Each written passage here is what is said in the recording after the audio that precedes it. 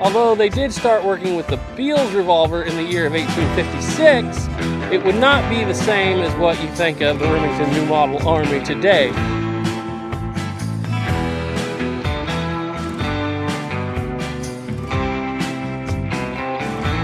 And if you're like me, you're into the history stuff, the books, like the guns are worth their weight in gold. Because the gun, it's fun to shoot, it's fun to point with, but without the story there, if you're a history person like I am, without the story, it really doesn't mean all that.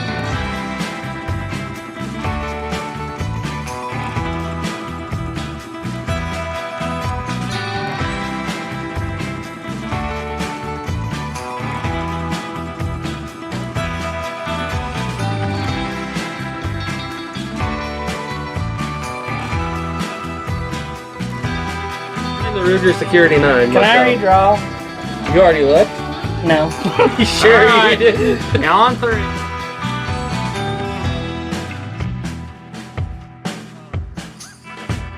Another pro, at least a pro to me, is these guns are kind of a project. I like to look at them as I'm getting an advanced kit build in the mail whenever I get one. So it's a project that you can go down the road and you can either leave it as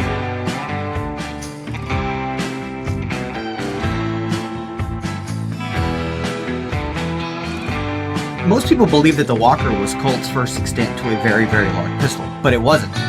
This was. This is Colt's 1839 to patent firearms revolving carbine pistol. It is massive.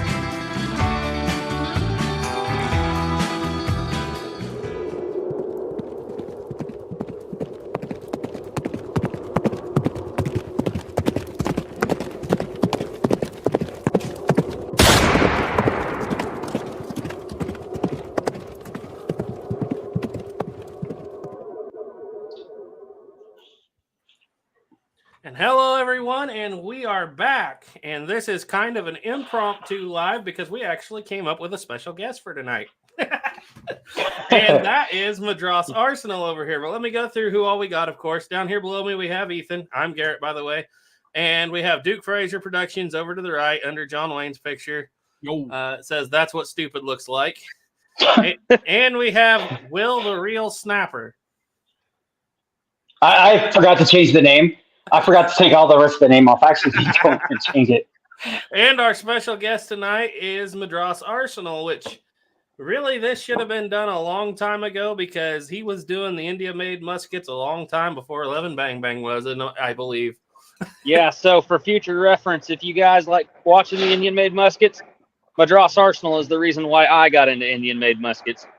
So, And since this was short notice, I didn't get a chance to link his channel in the description of the videos, but I will after this video goes down. But for now, you can just type in Madras Arsenal, right? And it'll come up.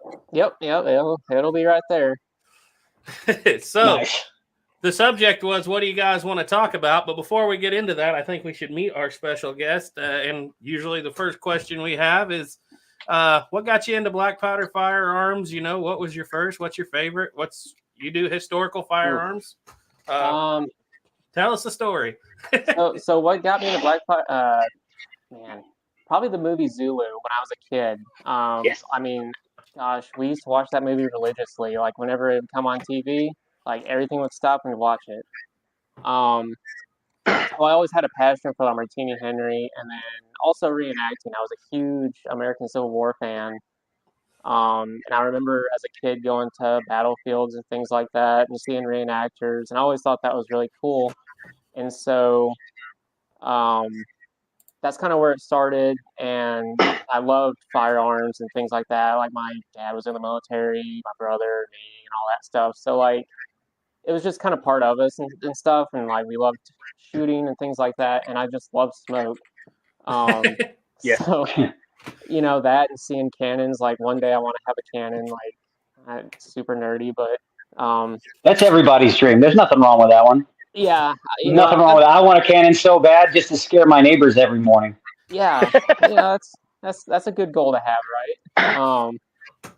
And so like my first reenacting event, I did American Revolution, and just kind of got on flintlocks after that, and then worked up to the Martini Henry, which I still have. and I started reloading for it and everything. And one thing I liked about the flintlock is that it was easy.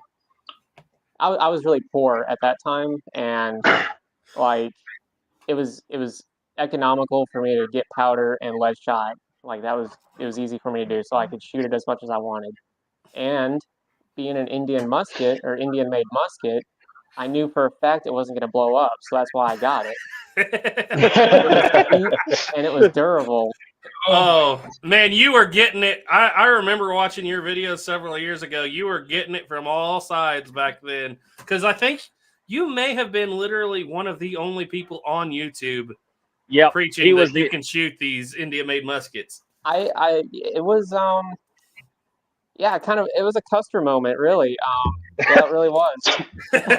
Now, you sure you're not dead, right? I mean, you are sure you're not dead. Nope, still here.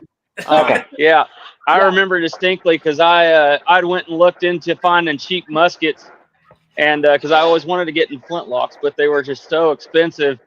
And I was like, Indian-made muskets, and everybody, they're gonna blow up in your face. Oh, they're wall hangers, and I was like, I want to see these on YouTube. And then I see this guy is like, I'm gonna load this thing up about 3 times hotter than what it's supposed to be, and fire it off. Oh no, it didn't blow up my face. Imagine that. Duke. Duke. Let's see. I made the one. What was it? It was kind of explaining it, and where I did like the 18th century proofing, and then the one where I shot like 17 rounds as fast as I could. Yep. Because I thought for sure, like, no, I actually didn't think it would blow up. I just wanted to prove that you could shoot it with a very hot barrel, and it still would not catastrophically fail. Mm-hmm. Now, at some point, I do want to do a video of like how you guys did. Whenever I get another flintlock. And it'll be a long land pattern again, and I want to go to like catastrophically fails, which you guys had how many grains of powder?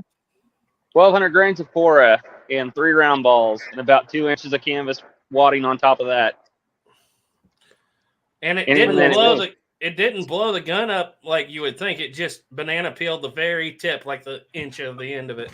Yeah, and that's what I found really interesting. Like you would think that it would have happened at the at the breech, or not the breech, but whatever, towards the vent hole or more towards the center. But even like if you go back to the 18th century, you'll find that cannons had like a shot life, of so many rounds until it was within a time frame to catastrophically fail. The 1766 French Charleville, as we call them, the reason it got replaced with the 1769, the 70, and the 73 and 74 and on was because they'd lightened it up by lightening the barrel down, and they had proven that over, I think it was like 2,500 rounds of sustained fire, it would eventually give out, and it always gave out at the breech. 2,500 rounds. That's a lot of. That's a lot of lead, but it was enough for the French government to be like, yeah, we'll go ahead and we'll replace them with something with a little thicker barrel. And then they went to a thinner barrel again, but they thinned it down at the muzzle, not so much the breech. Interesting. Mm-hmm. Oh, by the way, I'm reading about those French guns here lately. Yeah, never been. Never been fired and only dropped once. Especially on that hill the other night. Yeah. What I find funny is that when you go back to the 18th and 19th century, it's the opposite for French weapons. Right. The French had the best. The French had the best army, and the British had the best navy. And unfortunately, on Europe, Navy trumps army pretty much. Yeah. Oh, so, I'm reading the comments. The answer organ out back is definitely dot, not tomahawk. So, Duke Frazier Productions. Man, you're all dressed up. Have you been reenacting? No, I just threw the hat on. This is how it looks normally.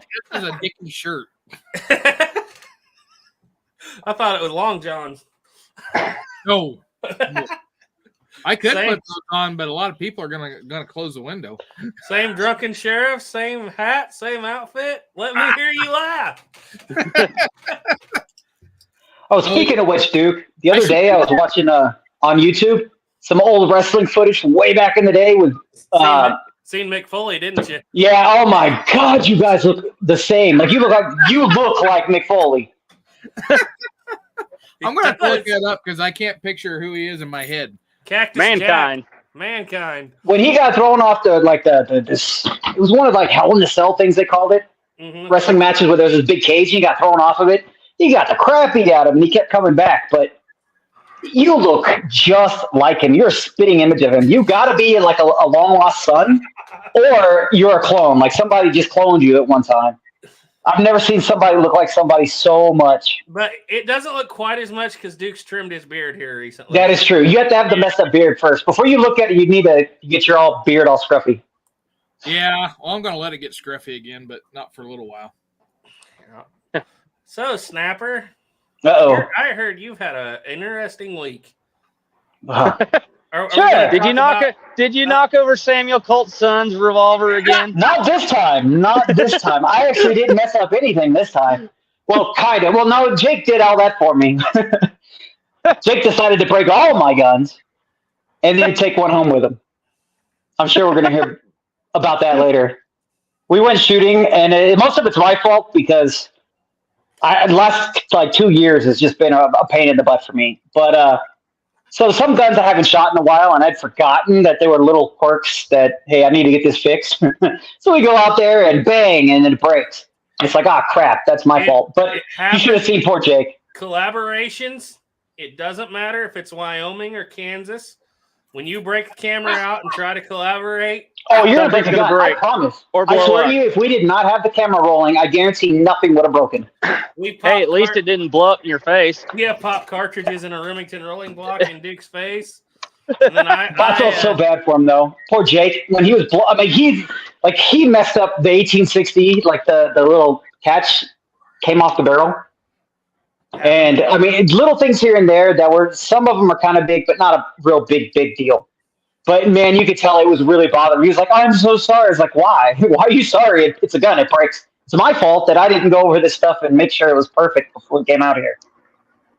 But yeah, he had a lot of fun. He definitely fell in love with my my 73 single action Army, the black one, the 1882 one. I let him bring the 1880 home to do some videos with, but yeah, I could see he ended up really loving that 1882. That and the Dragoon. I noticed that when I first posted these this morning, Antique Gunslinger, and the subject was, what do you want to talk about? And Antique Gunslinger said, let's talk about Kibler Southern Mountain Rifles. Weight difference. Ah, yes. And I thought that'd be a good thing to get into right here, Snapper, because it looks to me like you just got your first taste of a true Kibler Southern Mountain Rifle. Oh, let's just say that will be the next gun that you're going to see me get. Oh, they're I awesome. fell in love with that thing. And it wasn't just, well, the one thing that kind of shocked me was like, when I first saw it, if it wasn't so long, I would have thought it would have been made for a child because it was really small. Narrow. But once you pick it up, you're like, this thing is so light, and you shoot it, its lock is so fast. I mean, it almost doesn't feel like you're shooting a flintlock at all. Mhm. Yeah, I loved it. I was easily hitting stuff out at a distance. And, oh, man, yeah. Woo, I fell in love with that gun. And that was the 45, right? Yeah, his was a 45, and he bought the Colonial rifle in 50. Colonial, yeah, and I think that was like a 50-something. Yeah. Like a 54 or something like that. But even the Colonial rifle, that was one nice rifle. But it's just that Southern Mountain Rifle. It's so small, but yet so. They're little. It's hard to explain. That thing was about perfect for if you were going to go hunting and carrying something around. You don't small game, not big understand game. the importance of a swamped barrel. No, oh man, it's so narrow in the nice. center and flares out until you shoot a Kibler. And Ethan and I both have them. Ethan has the Woods Runner. I have a Southern Mountain Rifle. And I've handled Turkey Creek 1823's 45 versus my 36. And there's a significant weight difference. However, that swamp barrel makes the balance so good. I mean, the 45 feels more nimble in your hand, but the 36, it's when you throw it to your shoulder, the 36 sets still for me pretty good because it's. I can see that because you have more metal technically there in the barrel. Yeah. Yeah, but his is so light. I mean, it's hard to explain. It felt like a little tiny 22. and it had good kick to it as well. You know, you put a decent load through it. It was just, it's accurate. It's beautiful. I mean, it's just gorgeous rifle. Yeah. Duke, did you shoot the Southern Mountain Rifle when you came down here, or did we not break it out? We never shot anything black powder except them Henry rounds. We'll have to do that next time. I think you'll like it too. It's not like shooting. I've shot a whole lot of military style flintlocks, and the locks are fast, grant you, and everything. But when you feel that Southern Mountain Rifle in your hand, you're like, this is a part of me. Whereas these longer military guns are not part of me. I don't know, Garrett. Have you handled my Charleville here lately? I might, but since I put it, I have a thing for the squirrel rifle. I mean, I like the big. You have military stuff. I'm left-handed. I don't do military stuff. I like paper cartridges. I like to pretend like I'm Davy Crockett, and you can pretend like you're George Washington, I guess. He prefers David. Garrett, you could pull off the military thing right-handed because if you can't see out of that eye, you ain't gonna hit anything anyway. Most soldiers back then didn't. That is true, but the trouble is when you're shooting the Southern Mountain Rifle, you kind of feel like if I miss, this is completely my fault. You know what was? Did you see the slow motion video that I put up on those two? Man, that was interesting because I was shocked at how long it took for the ignition to go off. And in real life, you don't feel anything; it's just boom. And I actually didn't even want to post it because I'm sure people are going to go, "Oh yeah, this is a crappy lock. It didn't go off for it." It seems like it'd be a massive hang fire, and it's not. It's quite pretty. It's in really slow motion. It's quite pretty. I've had comments on both Ethan and I's Kibblers. We'll put them on video, and people will write in and say that is the slowest lock I've ever seen. Probably made in India is what it was. And I was like, "There's a faster one." Well, have you seen that 1774 French lock that I built here recently? How fast that thing is? Just videos. It is lightning quick. But there's one thing I need to work on it a little bit more because I noticed it consistently throws like not a whole lot of sparks. It throws like 5 sparks every time, but they always go right into the pan. So I want to fix it up where it throws a little bit more. A little better fireworks, so I think I actually hardened my hammer too much. So I might have to soften it a little bit. But me and Madras were talking the other night, and he brought up an interesting question that Duke could probably answer. Walls around forts on the plains. What? Walls around forts on the plains. Don't have them. Yeah. They don't have walls because at that time, when the military started establishing them, like in the 1840s, they were getting away from that because there was 2 things. One was resources. 2 was arrogance. They didn't think there was any Indian force that could come in and wipe the man out, so they didn't need to waste the resources that weren't there. Yeah, real men don't need walls. No. But the walls, because out there at Fort Laramie, if they was going to put a wooden stockade around that, you had to haul timber 40 miles, which they were doing anyway, just to put up buildings. And then at one point they really thought about putting walls up, but by that point, Fort Laramie had so many troops they didn't need it. But yeah, they were kind of not putting walls around forts at that time, and like I said, resources is number one, especially like out in your guys' part of the country. There's not a lot for timber out there besides cottonwood. Nope. Cotton ain't good timber. What's funny is though, the civilians around here put up tens of wooden walled stockades in the 1870s. So I find that weird. But obviously they don't. The cottonwood, like you said, they even mentioned it don't last very long. See, the mindset was starting to change there in that late 1860s and 70s because Red Cloud's War showed that you got to have some kind of fortification. So that's why Fort Phil Kearny, Fort Reno, Fort C.F. Smith were built with palisades around them with the walls. Well, if you're civilians too, the last thing you want to do is be caught on an open plain. Right. Well, one thing I noticed about Fort Larned is if you look at those big stone buildings they got out there, they've got gun ports 360 around them. So if anybody gets into the parade ground or anything like that, they can shoot inside of the fort itself. So that was one thing that I noticed at Fort Washita was how the windows were made resembled the way they were built like by castles in Europe. it was probably just a design feature, but it seemed like you would have more room to get a shot off, basically, favoring on the inside, so you could hold up inside those barracks buildings. Like the old arrow slits from castles is what you're saying? How they had like the taper to them on each side so you can move. Yep. It's the same thing at Larned.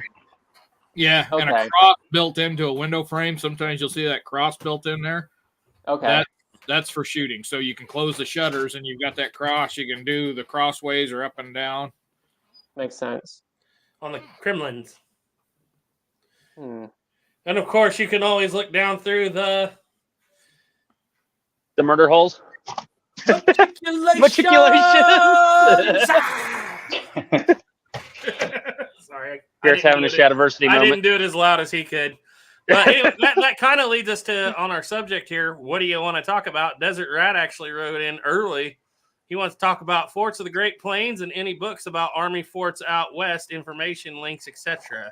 Guys, Well, this is a really cool book if you want to read, or let me get this on camera. Oh yeah, I suck. If you want to research that topic right there, I forget, maybe I picked this up here at Fort Sill a couple of years ago, but it's all about Custer, and it's forts and other sites that are related to him, and out west. It's got Louisiana, Texas, Colorado, Oklahoma, Kansas, Nebraska, Wyoming, and Montana. Yeah, that was. Hey, it's just me and you now. Yep. Everybody else is not showing their face. I'm still here. I see you, but only you're hiding behind a little picture. Well, where I'm at, I didn't exactly want to be Of course. showing everything I'm where just I'm messing at. with you, man. I'm messing with you. Yeah, no, I know. I'm pulling Continue. a snapper. Pulling a snapper. Somebody get that man a mask. Oh, there he is. okay. Back while I'm waiting on Duke because I know he's getting some. I was gonna say the fort book that are in all these little fort, in the gift shop. You'll find this is one for Fort Dodge around here. Of course, they have one for Fort Larned. This is actually book number 5, but this one is Fort Dodge, Century of the Western Plains, and they have one of these in this series. Duke, correct me if I'm wrong, but I think for every existing fort that's a museum at the moment. And I don't even know if Fort Dodge has much of a museum, so maybe for all of them. You know right there. what? Oh boy. He's coming for the pile of books, no doubt. Oh no. So you guys got it all wrong. There's only 2 books you need. Only 2 books.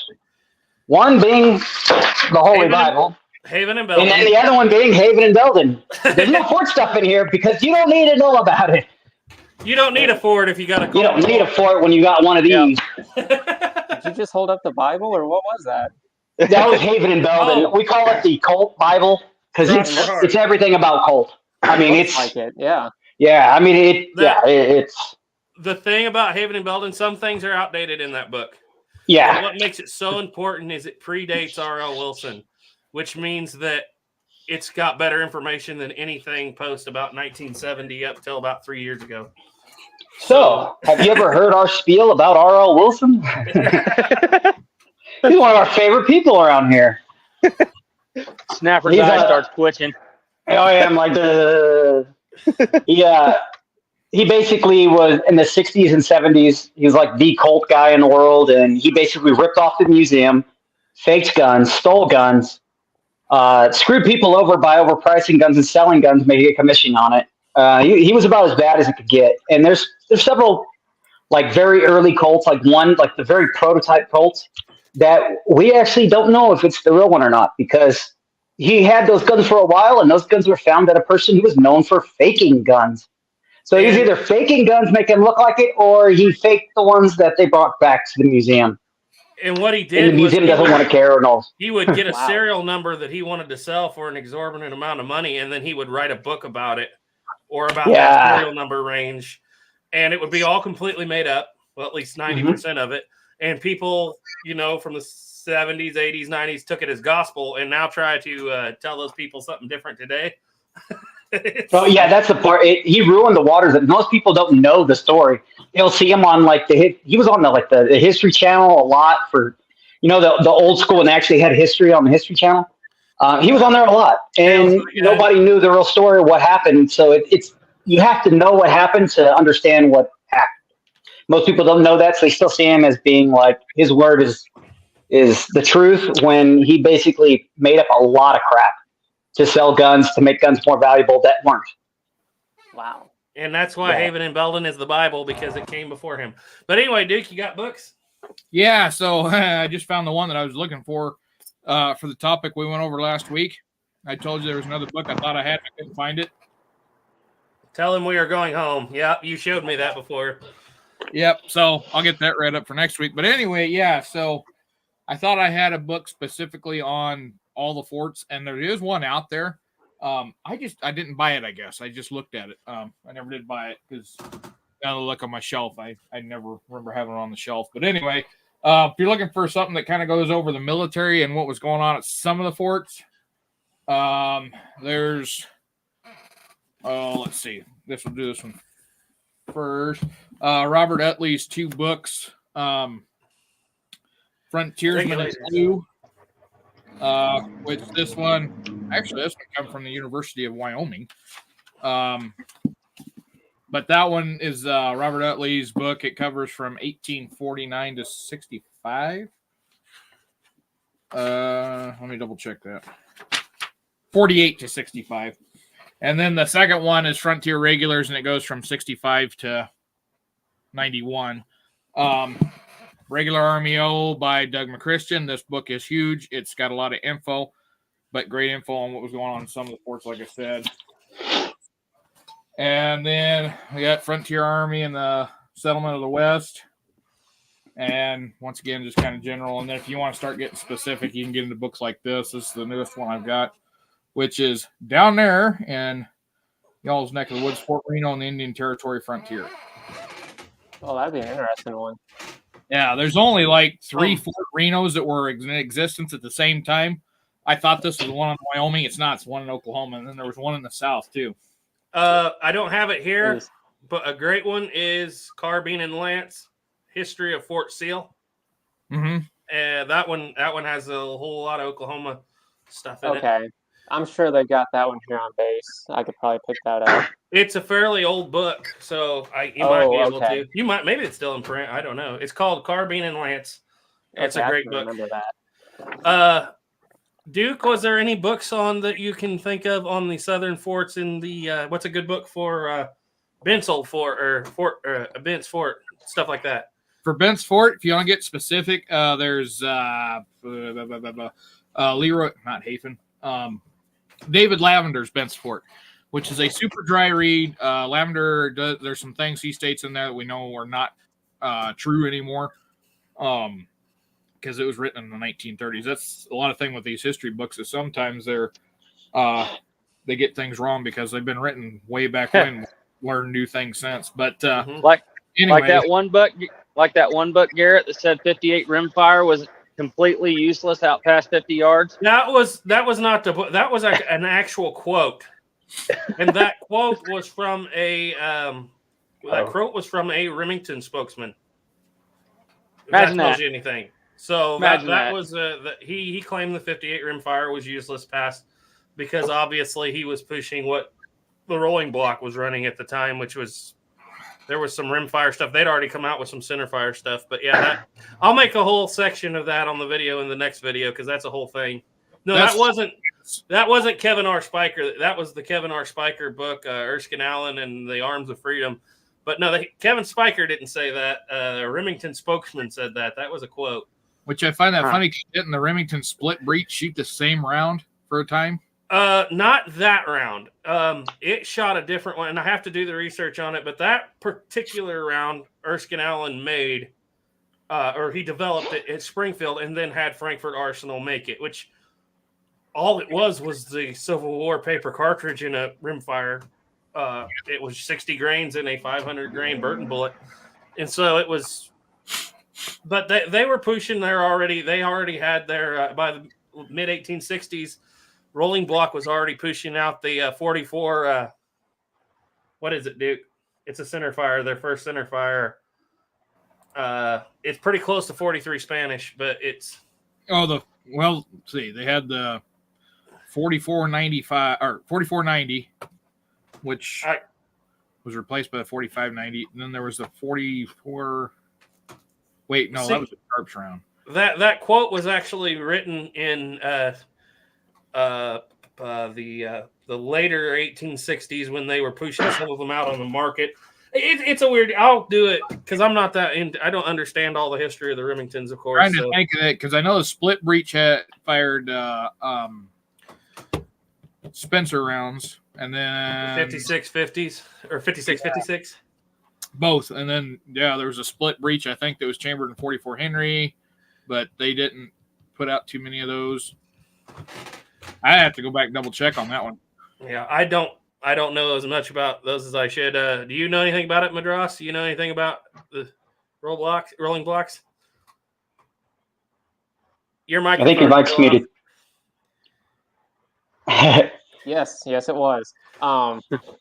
No, I'm in uncharted territory, so I kind of stopped there at about 1780, and then I picked back up about 1870, whenever the Martini was made. But Yeah. I did have a question about the what was it, the 4570 used on the trapdoors. Mm-hmm.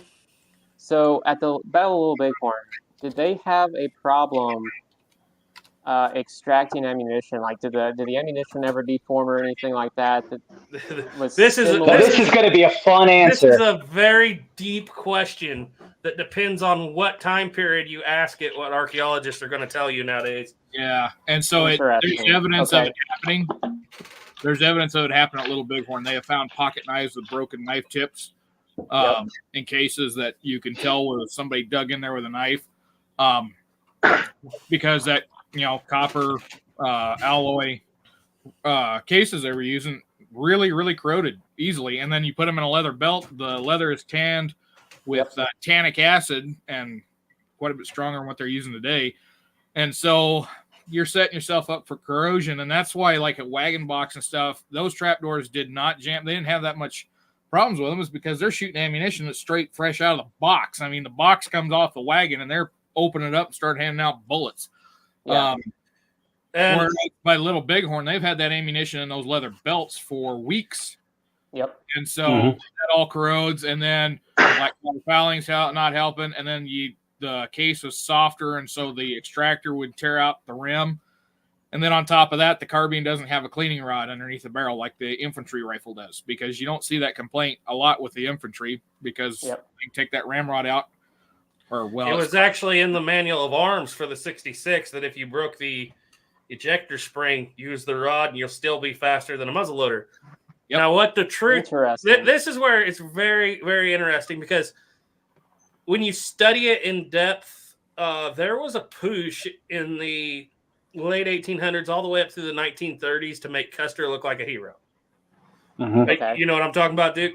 And so a lot of that burden of why did we fail here went on the trapdoor and the 4570 cartridge. And if you read Colonel Shockley's book, The Trapdoor Service, or Trapdoor Rifle in the Service, he quotes in there, I think, I can't remember the exact number, but he's like, we found from archaeological evidence that there was as many as 500 cartridges with pocket knife. It looked like pocket knives had pried through them too, and they were broke.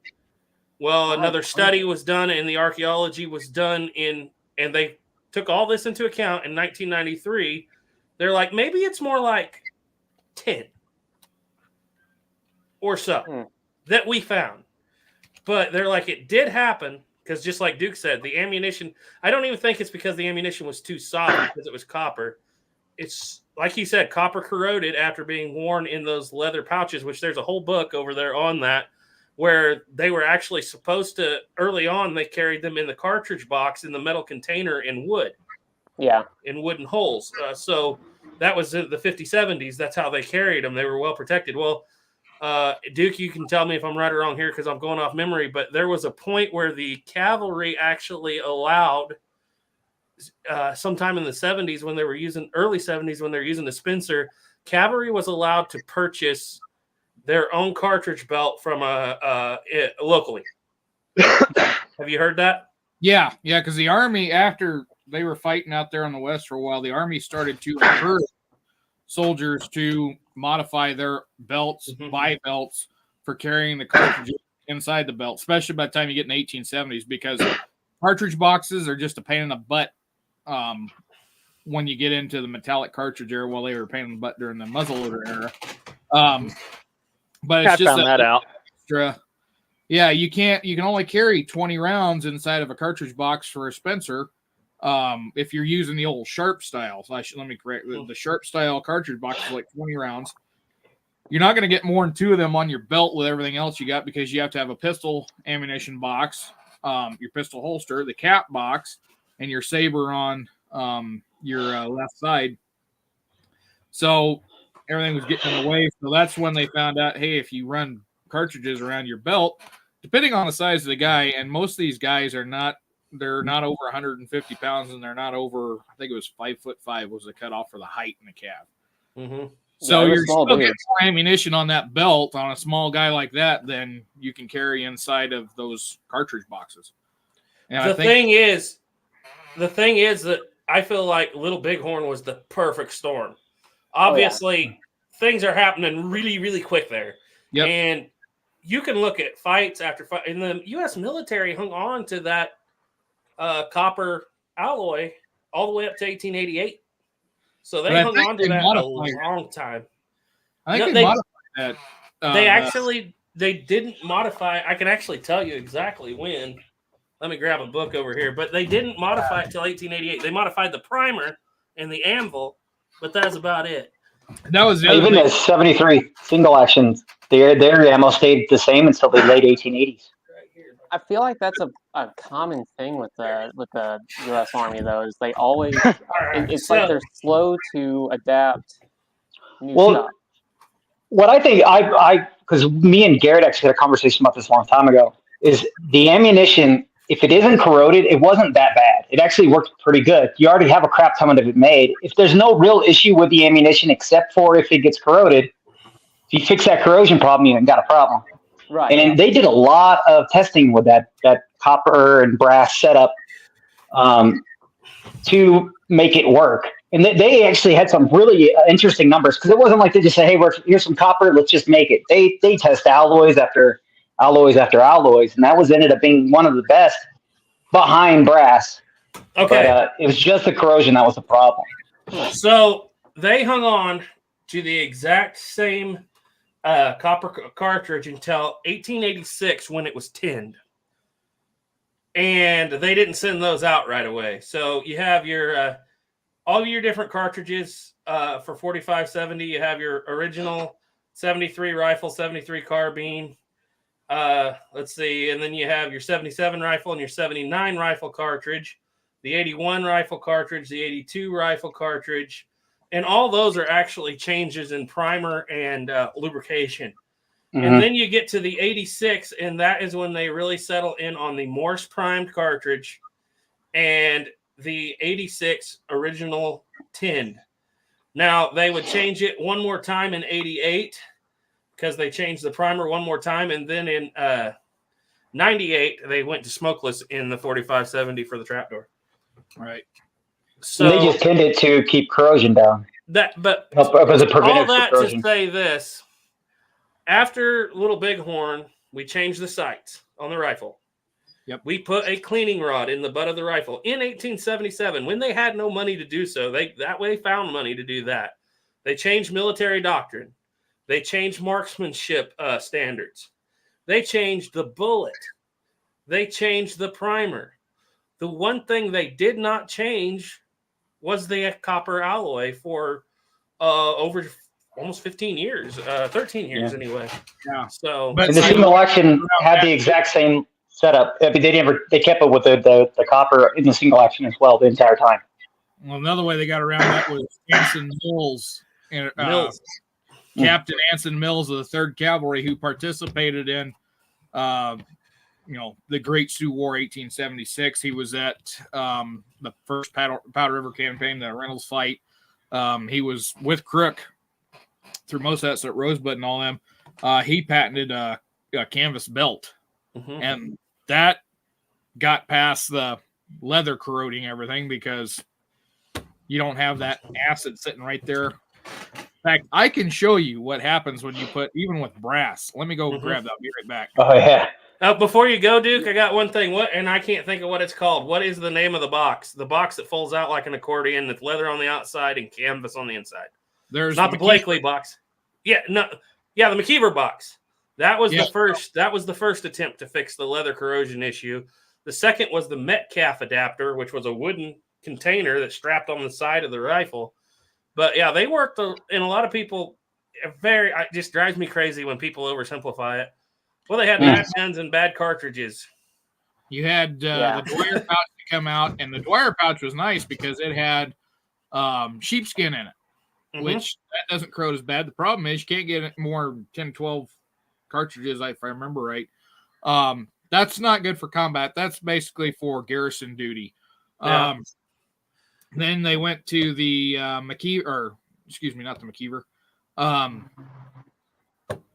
It's the little the belt, the slides on your belt. It slides on the belt. I can't think of it. I'm having a brain fart here. But anyway, then they went to a McKeever box. There was another box that they adopted in 1874 as well. The McKeever folded out. So it was more compact. This other box held like 20-some rounds, but it was pretty similar in shape and size to the cavalry cartridge boxes that they had. Man, you guys are sending me down a rabbit hole of Army Indeed. now. Thanks. You know, I'm surprised that nobody ever got bit by the good idea fairy and started handing out metal polish, saying, "Hey, keep an eye on your bullets. If there's any corrosion, start polishing." Frazier cartridge box. Yeah, there was the Frazier cartridge I box. can see The that. only people that adopted it was the New Jersey National Guard, and that's why they're in pristine condition, because the New Jersey National Guard got all these military items that never used it. Dadgum one of them. Well, we got a few of those, but Snapper, to that point, bear in mind these cartridges were brand new. They didn't actually start putting the 73 rifle. They put a lot of carbines out, but they didn't put the 73 rifles out till summer, fall of 74.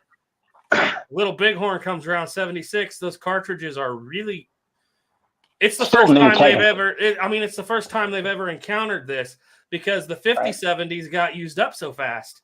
I'm just shocked that they didn't start doing that after the Little Bighorn. Hey, there's some metal polish when you're sitting around just doing your thing. So, start polishing your brass or your copper. Those metal boxes that set inside the Civil War style pouches, right?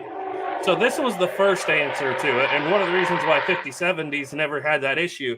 This is how a lot of them were carried, and 58 rimfires. They just make these little holes. The first ones. Yeah. The hanger number 1 and hanger number 2. Hanger number 2 is more for the calf. And then you had the Dwyer. The Dyer. Right there.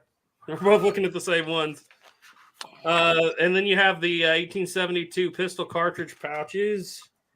But that literally is just a perfect storm where they start using leather right before Little Bighorn. Because before that, and even after that, as you can see, they have canvas loops in these boxes. Hazen loops. That's what I'm looking for. The Hazen loop system. Okay. That's cool. Found it. But then you have the McKeever boxes, which are pretty cool. They fold out kind of like an accordion. They're kind of dump boxes right there. You can see when you open them up, they're easy to use. Interesting. And a couple of my favorites are the cut loop McKeevers. Now, keep in mind, these cartridge boxes were not field use. These are garrison use. This is what you're going to be using when you're on guard duty or any other duty in and around the post. They're still not using those. When they're out in the field, they're using mill belts, Fairweather Christian belts, which is the conversion where they sewed the belt loops on the leather, but they're going to be using something separate than what they're using in garrison. This is Those canvas belts are pretty nice, though. I kind of like them. I like how that one curves around your body, the Butler box. So I've got I think it was like the 1880s mills, and that seemed to be pretty effective when I was using that for the trapdoor for like my Spanish-American War era stuff. Now, a lot of people do that, and I don't know if it's because I'm left-handed, but I prefer the cartridge box because I have a hard time actually finding the next one without skipping over it, and then I don't know how many I have left when they're behind me. Yeah. Well, here's the problem. Here's the problem I found with the cartridge box, and I know we weren't using the wooden inserts, but I did find when you go to the prone with a cartridge box, your ammo is getting dumped on the ground if you don't keep shutting the lid and latching it every single time between rounds. That's That why makes sense. That's why you stay on one knee. Yeah. Well, there's Oh. sometimes you got to shoot from the prone. Yeah. Hardy said, love the new Springfield video. Sorry, guys, if I don't read everybody. I'm way behind, but we're just having a conversation here. I'm just going to go through here and look at you guys' ideas. Love the new I got Springfield one. video. I got one comment I got to read before you start. Is that okay? Go ahead. ATO Con says he saw a wall gun from the 1700s on Pawn Stars get sold for $14,000. It was also test fired and worked perfectly. I need a wall gun. Runs to the rifle shop. Funny you should mention that.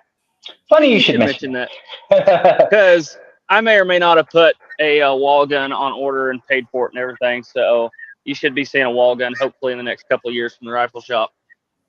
Okay, there you go, Garrett. I had to get that off my chest. Yeah. That's gonna be an epic video.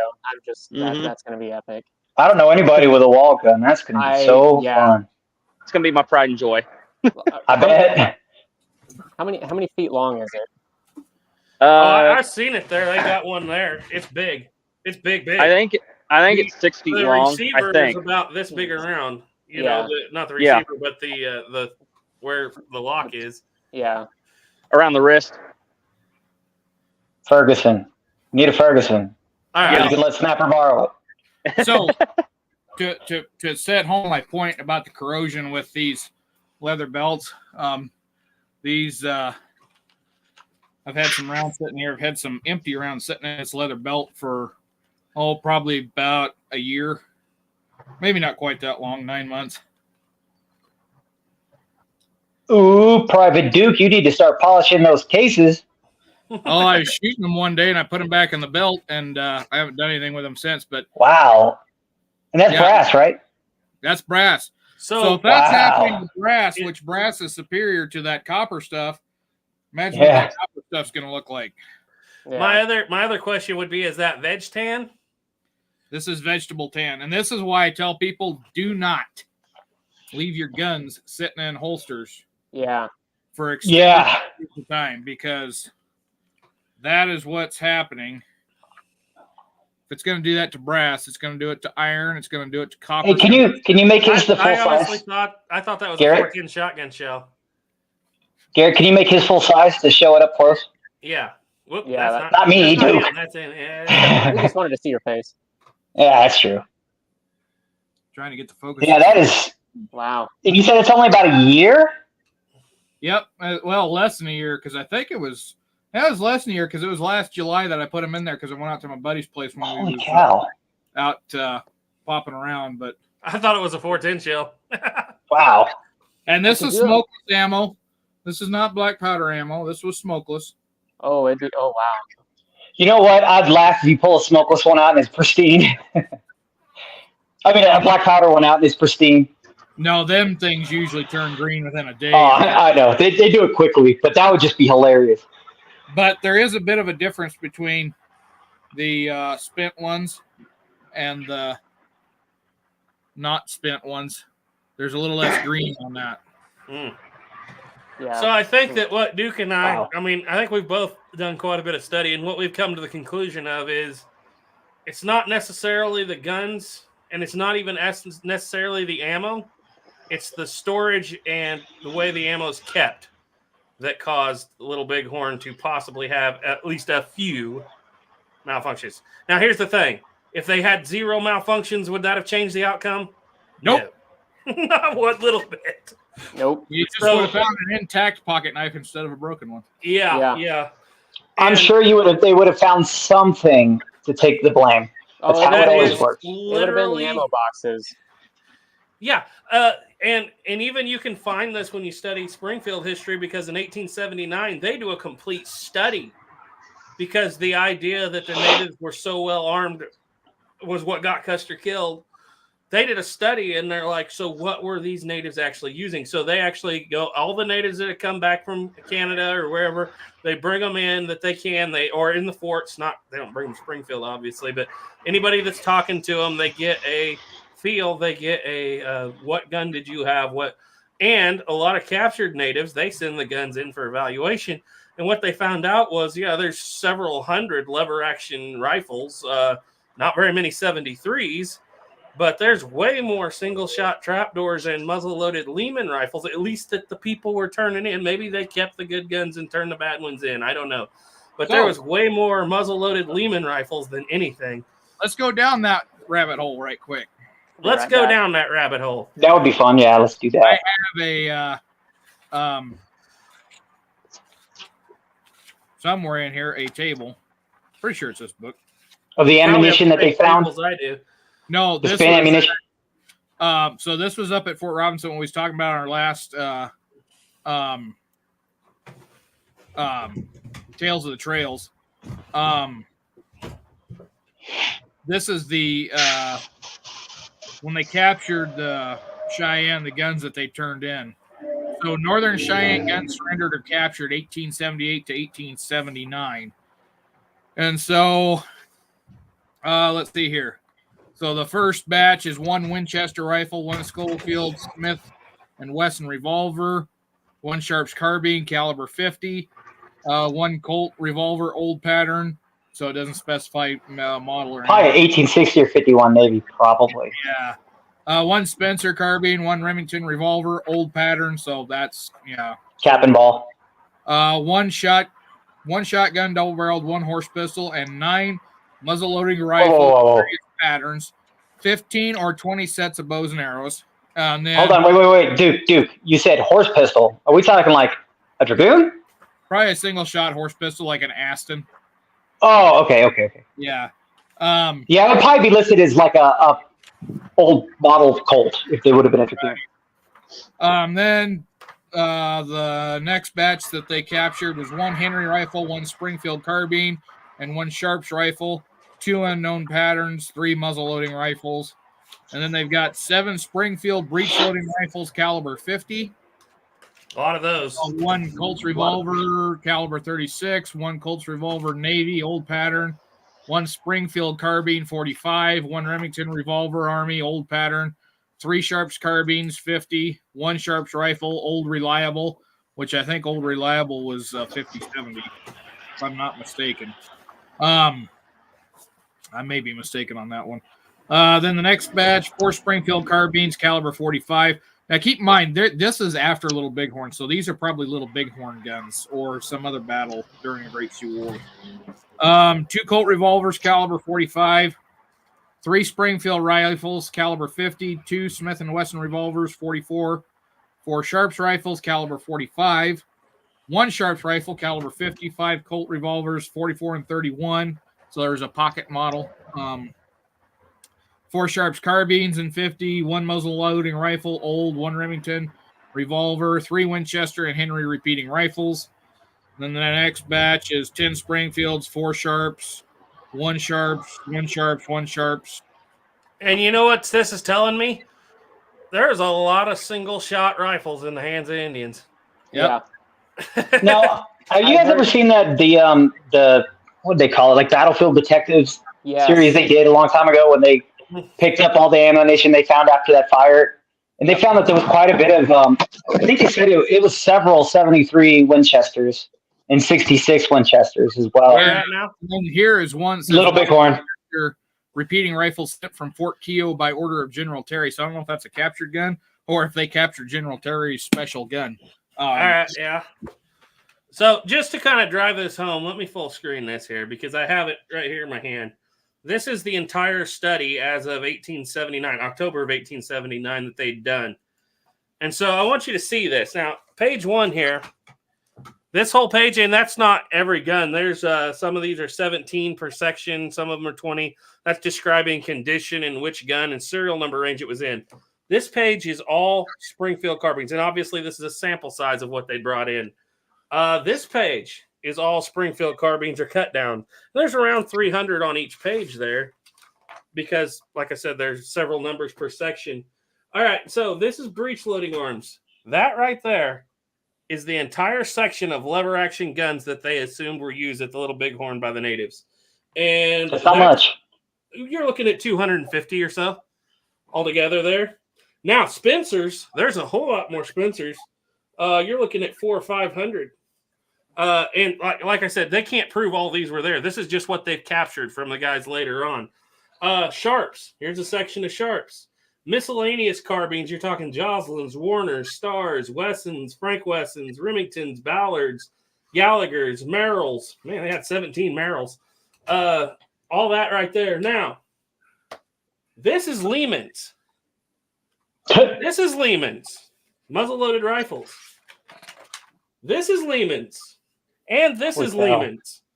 There's 1,000+ Lehman rifles in this study, muzzle loaders. And they also do pistols and stuff, but that is what they had brought in, at least to Springfield. And most of the stuff was broken. But that just goes to show you that from what the natives they captured between 1776 and between 1876 and 1879, the Lehman was like by far the most common gun that they captured and brought back in. Now, and I could probably argue this to me too. It could very well be that they kept the best guns hidden somewhere and turned in them little muzzle loaders. But so the ones I just listed off, yeah, they captured off of the Cheyenne and the Cheyenne outbreak. Yeah, that's what they turned in when they surrendered. Okay, that's the smoking guns. That's the guns that aren't functional. So that's not the stuff that was under the floor. That's not the ones that are under the floor. Okay. So, and like I said, it's they didn't raise no fools. They're like, we're not going to give them our good guns. But at the same time, that also tells you that I don't think there's as many lever actions there. What did you tell me one time, Duke? You thought there was 12 1873s, actual new 1873s? No, they found evidence of 9. 9, yeah, on the native side. 1873s. That's not natives. That's total in the battle. So that's kind of funny because that thing I watched on the History Channel, they made it sound like that's the whole reason they won, because they had the cool new lightning fast single act or 73 Winchester. And they're like a few. And well, I guarantee you, by the end of the battle, they were all native guns. Oh yeah. Well, you got Custer's brother had, or not, was his brother? He had one, and several other officers there had them. Tom had one. Yep. So they're going to be picked up as they fall, of course. But they tracked them around. The most common round they found, I think, was Henry, 44 Henry, which makes sense because one of the more common ones, I should say, was the 66 and the 1860 Henry. Those were pretty prominent when you were in those in that territory, because that's the older guns. They're getting sold at the trading posts for quite a bit cheaper price. And then I wish 66s were cheap still. Spencers flooded the market after the Civil War. So in the 1860s through the early 1870s, Spencers were all over. Okay. And if you could have converted that and made it a centerfire, I think you'd have still seen Spencers clear up into the 1900s being used. And there probably were some people that did use them. I would say convert it to centerfire and fix the up and down issue. Make that ejector stronger somehow. Madrasa, you still there? We might have lost him. Well, he had to step out because his mic's muted, apparently. Did you guys want to hear something kind of neat that I found out when I was at the Las Vegas Antique Arms Show? I was looking through some of the Winchester records. Did you know a 66 Winchester was the exact, or the 70? I think it was a 73. It might have been the 66, but the exact same price for the 22 as all the other model. Like if you wanted it in 4440, the 22 was the exact same price. Yep. It was kind of shocked because these days it's not like that. And apparently, yeah, everything that you wanted 22, you wanted 38, you wanted 4440, whatever, all the same price. Yeah, because I think the 73 was the only one they made in 22. I think so. I don't know why I'm thinking 66, because I remember looking at it going, hey, I wish 66s was. I think it was a 73s because they listed the 66 as a big cheaper. You can get a 66 cheaper than a 22 73. There was some questions in here for Ethan, and I'll wait till he gets back. Maybe something must have happened to him. But I got to say, I gotta go back here and we'll talk to Madras here a little bit. Yep, sorry I had to step away. No, that's fine. I figured we were over talking you too much, but No. I had to call my wife. so why don't you tell us a little bit about you're kind of traveling around looking at some of these forts. You got a favorite, or have you only been to a couple? Or So, the first time I was at Fort Sill, I went to Fort Washita and really liked it because it's derelict, it's run down and everything, or in ruins, I guess I should say. That has been the only one out west, like west of the Mississippi, that I've been to. But I do want to go to Fort. Is it Fort Gibson that's above Tulsa, I think? Or there's a fort north of Tulsa, I think, that I want to go to. I can't remember off the top of my head what the name of it is. But I'm used to more of the stuff on the eastern side, which has the walls, and that was my big question about why didn't the western forts have walls? So things like Yorktown, or the place I used to reenact, which was like a settlement of cabins that had a wall around it. Those are the kind of things that I'm kind of used to. But like any kind of fortifications, I love. Any time period, really. So like in Europe, when I went there was tons of forts to go see, and it was just really cool. And it's kind of neat to see like some of those same designs like over here in America, and it's just kind of cool. I'd say like Fort Pulaski and Savannah, where you got like one side of the fort that's just like demolished from cannon fire. It's really cool to see. so that's the difference. Back east, they actually had battles in those forts. Yeah. Out here, I think the closest we got really to battles in the forts was when they stole the horses and ran them through Fort Laramie. Now that's in Kansas, isn't it? No, Laramie's in Wyoming. That's where Duke worked for a lot of years. Man, that's gonna be I don't know if Can I'll you- be able to make it out there. Can you tell us of any other forts that actually got attacked and over? Well, I mean, Fort Casper, I guess you'd say at Platte River Bridge, but Yeah, they didn't really come across fort. the river, and that was more of a camp. It was not a fort yet. It was it's actually Platte River Station, yeah. Okay. Platte River Bridge Station, excuse me. So yeah, it was just a little outpost, not a very big outpost at all. But the military had put all kinds of those along the Santa Fe Trail from Fort Laramie to Sweetwater, and I forget what the distance was, but it was something like half day's ride to a day's ride between them. You had Deer Creek Station. You had oh god, I can't even think of it. There's another station in between there. But yeah, I can't think of any other ones that were completely overrun, at least in the northern plains. Mostly because the forts are where the cannons are at.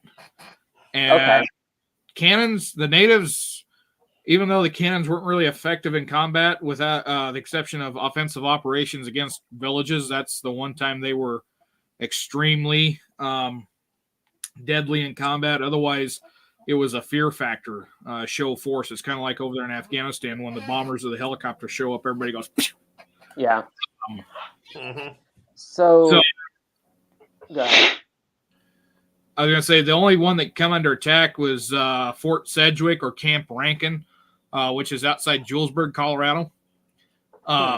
It was just outside of town, and that was right after Sand Creek. So that was the first retaliatory attack that started the 1865 campaign.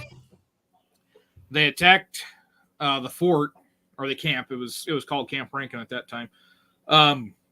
They attacked it. The commanding officer there ordered the men to fire, I think it was 1/3 charges in the Napoleons and the howitzers, and the mountain howitzers. yeah. Basically, We'll try and get that intentionally back together. short distancing the rounds. So that way they gave the natives a false sense of security of how close they could get. Because when you're shooting only a 30 year round, if you got a 12-pound mountain howitzer that's got a max range of 1,000 yards, you're not reaching out all that far. But then natives think, well, maybe we can get in closer and start, throwing some Hail Marys at the fort and hit some troops. And then all of a sudden, after they come in, he orders full charges loaded, and all of a sudden, boom, boom, they're blowing up amongst natives. none were injured, but they fell back out of range and then realized, hey, the entire town of Julesburg is undefended. Nobody's there. Let's just go raid it. And so, yeah, they sacked the town. And the way they found the campsite where they'd been at when the soldiers finally showed up from Fort Laramie and other areas in support was they followed the trails of flour and corn from the sacks that they were hauling off that had torn open. And that's how they found the village. And like I said, by that time, they'd packed up and moved north to Rush Creek. Okay. Two things that I find that we view as so important in, and they are technically, but we view them as so important in Western history that don't hardly ever get used. Forts and Gatling guns. That's right. The Gatling gun was definitely. Yeah, Gatling guns don't get a lot of use. Like once or twice. Yeah, they used a Gatling gun supposedly up at Little Bighorn, at Wounded Knee. Mm-hmm.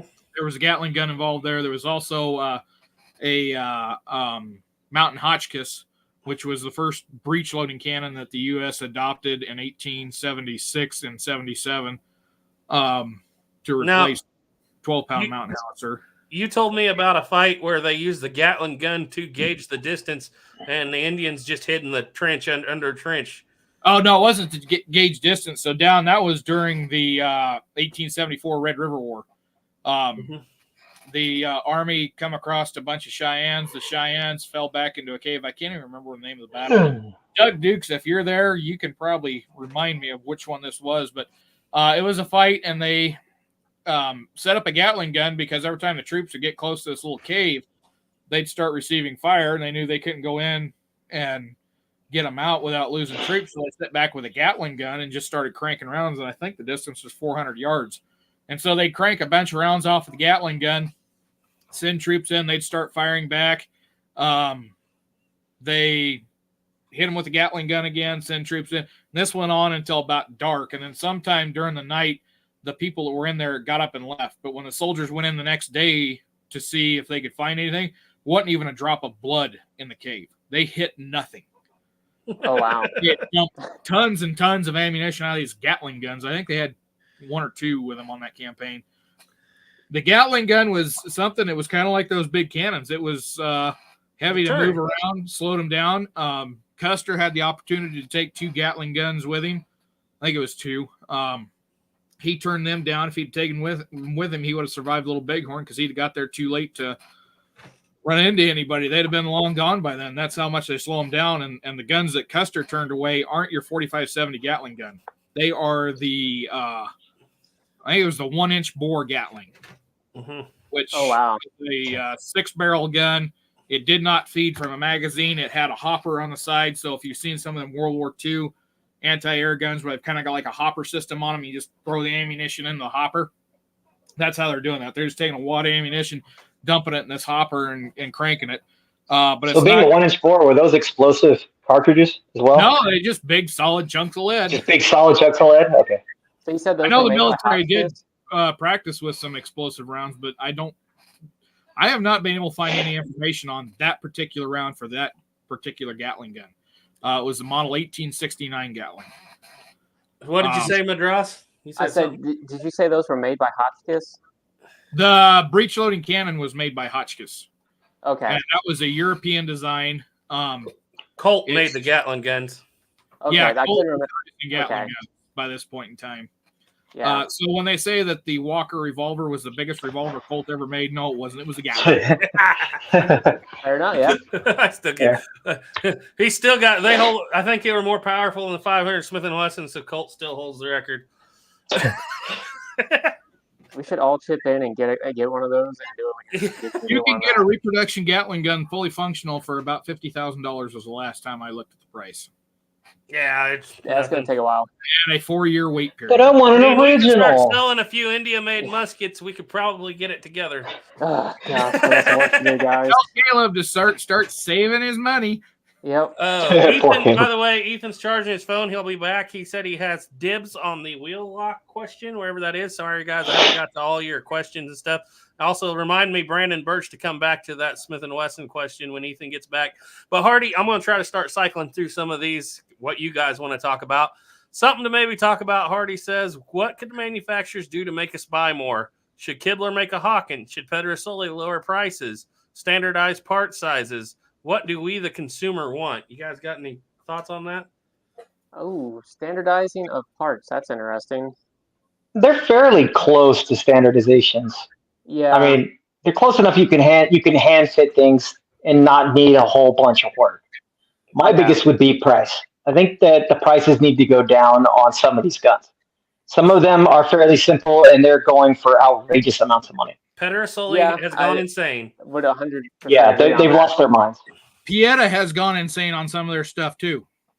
Yeah. One Well, thing, Pieta got drunk apparently, and they just let all their people drink while they're working. That's the only thing I can make sense of.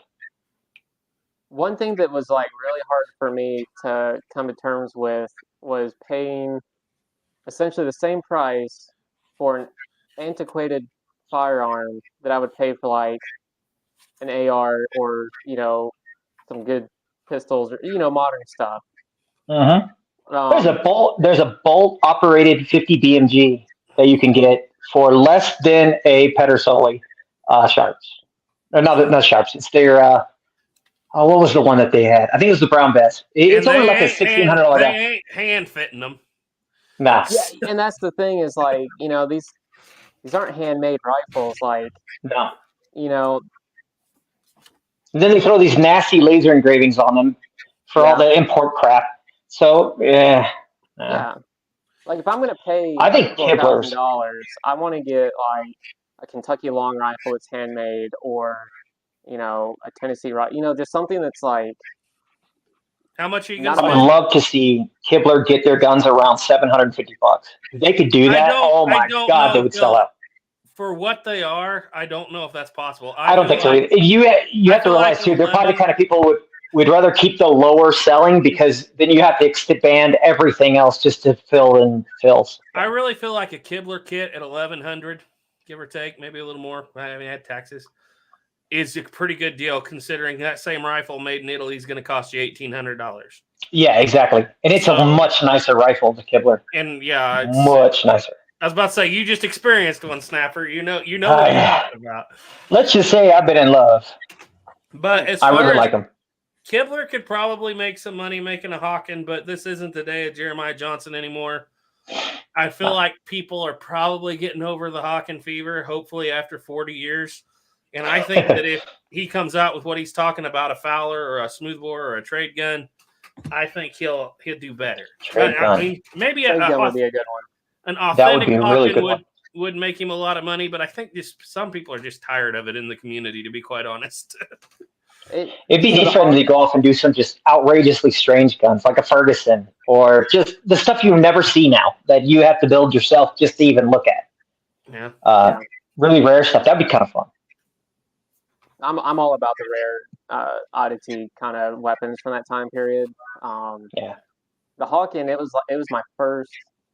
I don't even know why I mentioned this. Last of the Mohicans. That's what got me started on black powder firearms. Yeah. Like I don't even know why that slipped my mind. But the Hawken, that was my first muzzle loader. That was my first firearm. And it burned up in a house fire, but I have like a replacement.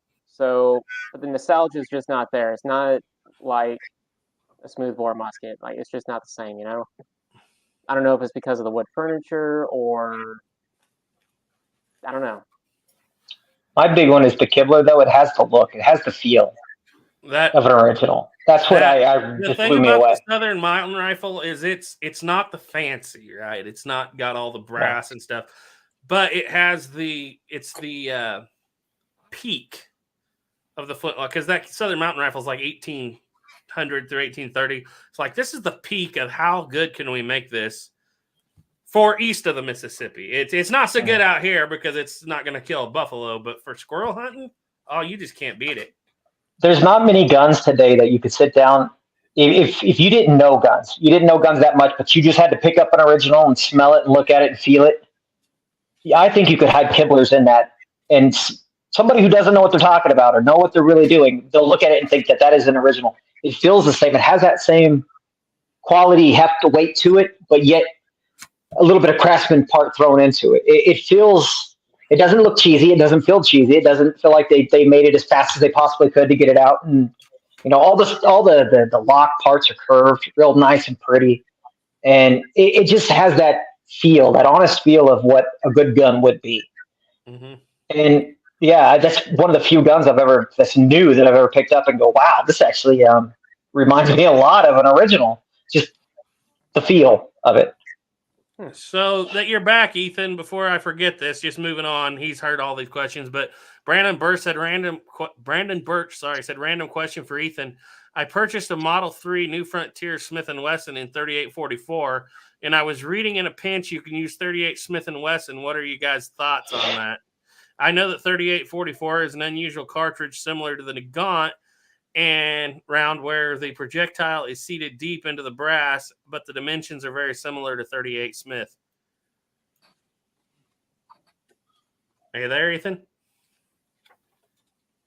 Ethan. He heard the question and just turned his mic off. He did. We'll come back to it. Carrie Sotomayor said, got my Colt Bible today. Very good. Oh, nice. Yeah, Doug Duke said Carbine and Lance by Nye. They do cover some of the Texas Indian Wars because that's where the Indians and soldiers ended up. Quick question. This will be more for Duke. I feel like Lockbars 54 said, hello. Question, which Sharps rifles had ramrods? So the infantry rifles had a cleaning rod. And then the Sharps Gimmers had basically a Hawken style ramrod stuck underneath them. So what about the paper cutter full length rifles? Yeah, that would be the infantry. They had a cleaning rod. Okay. Obviously not a ramrod because you're loading in the back. The Sharps bullet is not designed to be loaded from the front. It's designed to be loaded from the back. Hardy said, Locks said in Frank Seller's book, it has a few Sharps customized with somewhat Hawken style force. Yeah, that's the Gimmer. That's what not all of them are Gimmers, obviously, but that's what he was just talking about. So scrolling down through here, quick question, and we can run this around by all of us while we're waiting for Ethan. What are you guys' thoughts on Sharps rifles? Madras, you have anything on Sharps? You have any ideas, thoughts? Well, talking about historically, I think it was a great advancement. I think it definitely contributed to the Civil War in the North and all that. I would love to own one and either reproduction or original, and just add that to my collection of black powder firearms. But yeah, I've not actually handled one in person, unfortunately.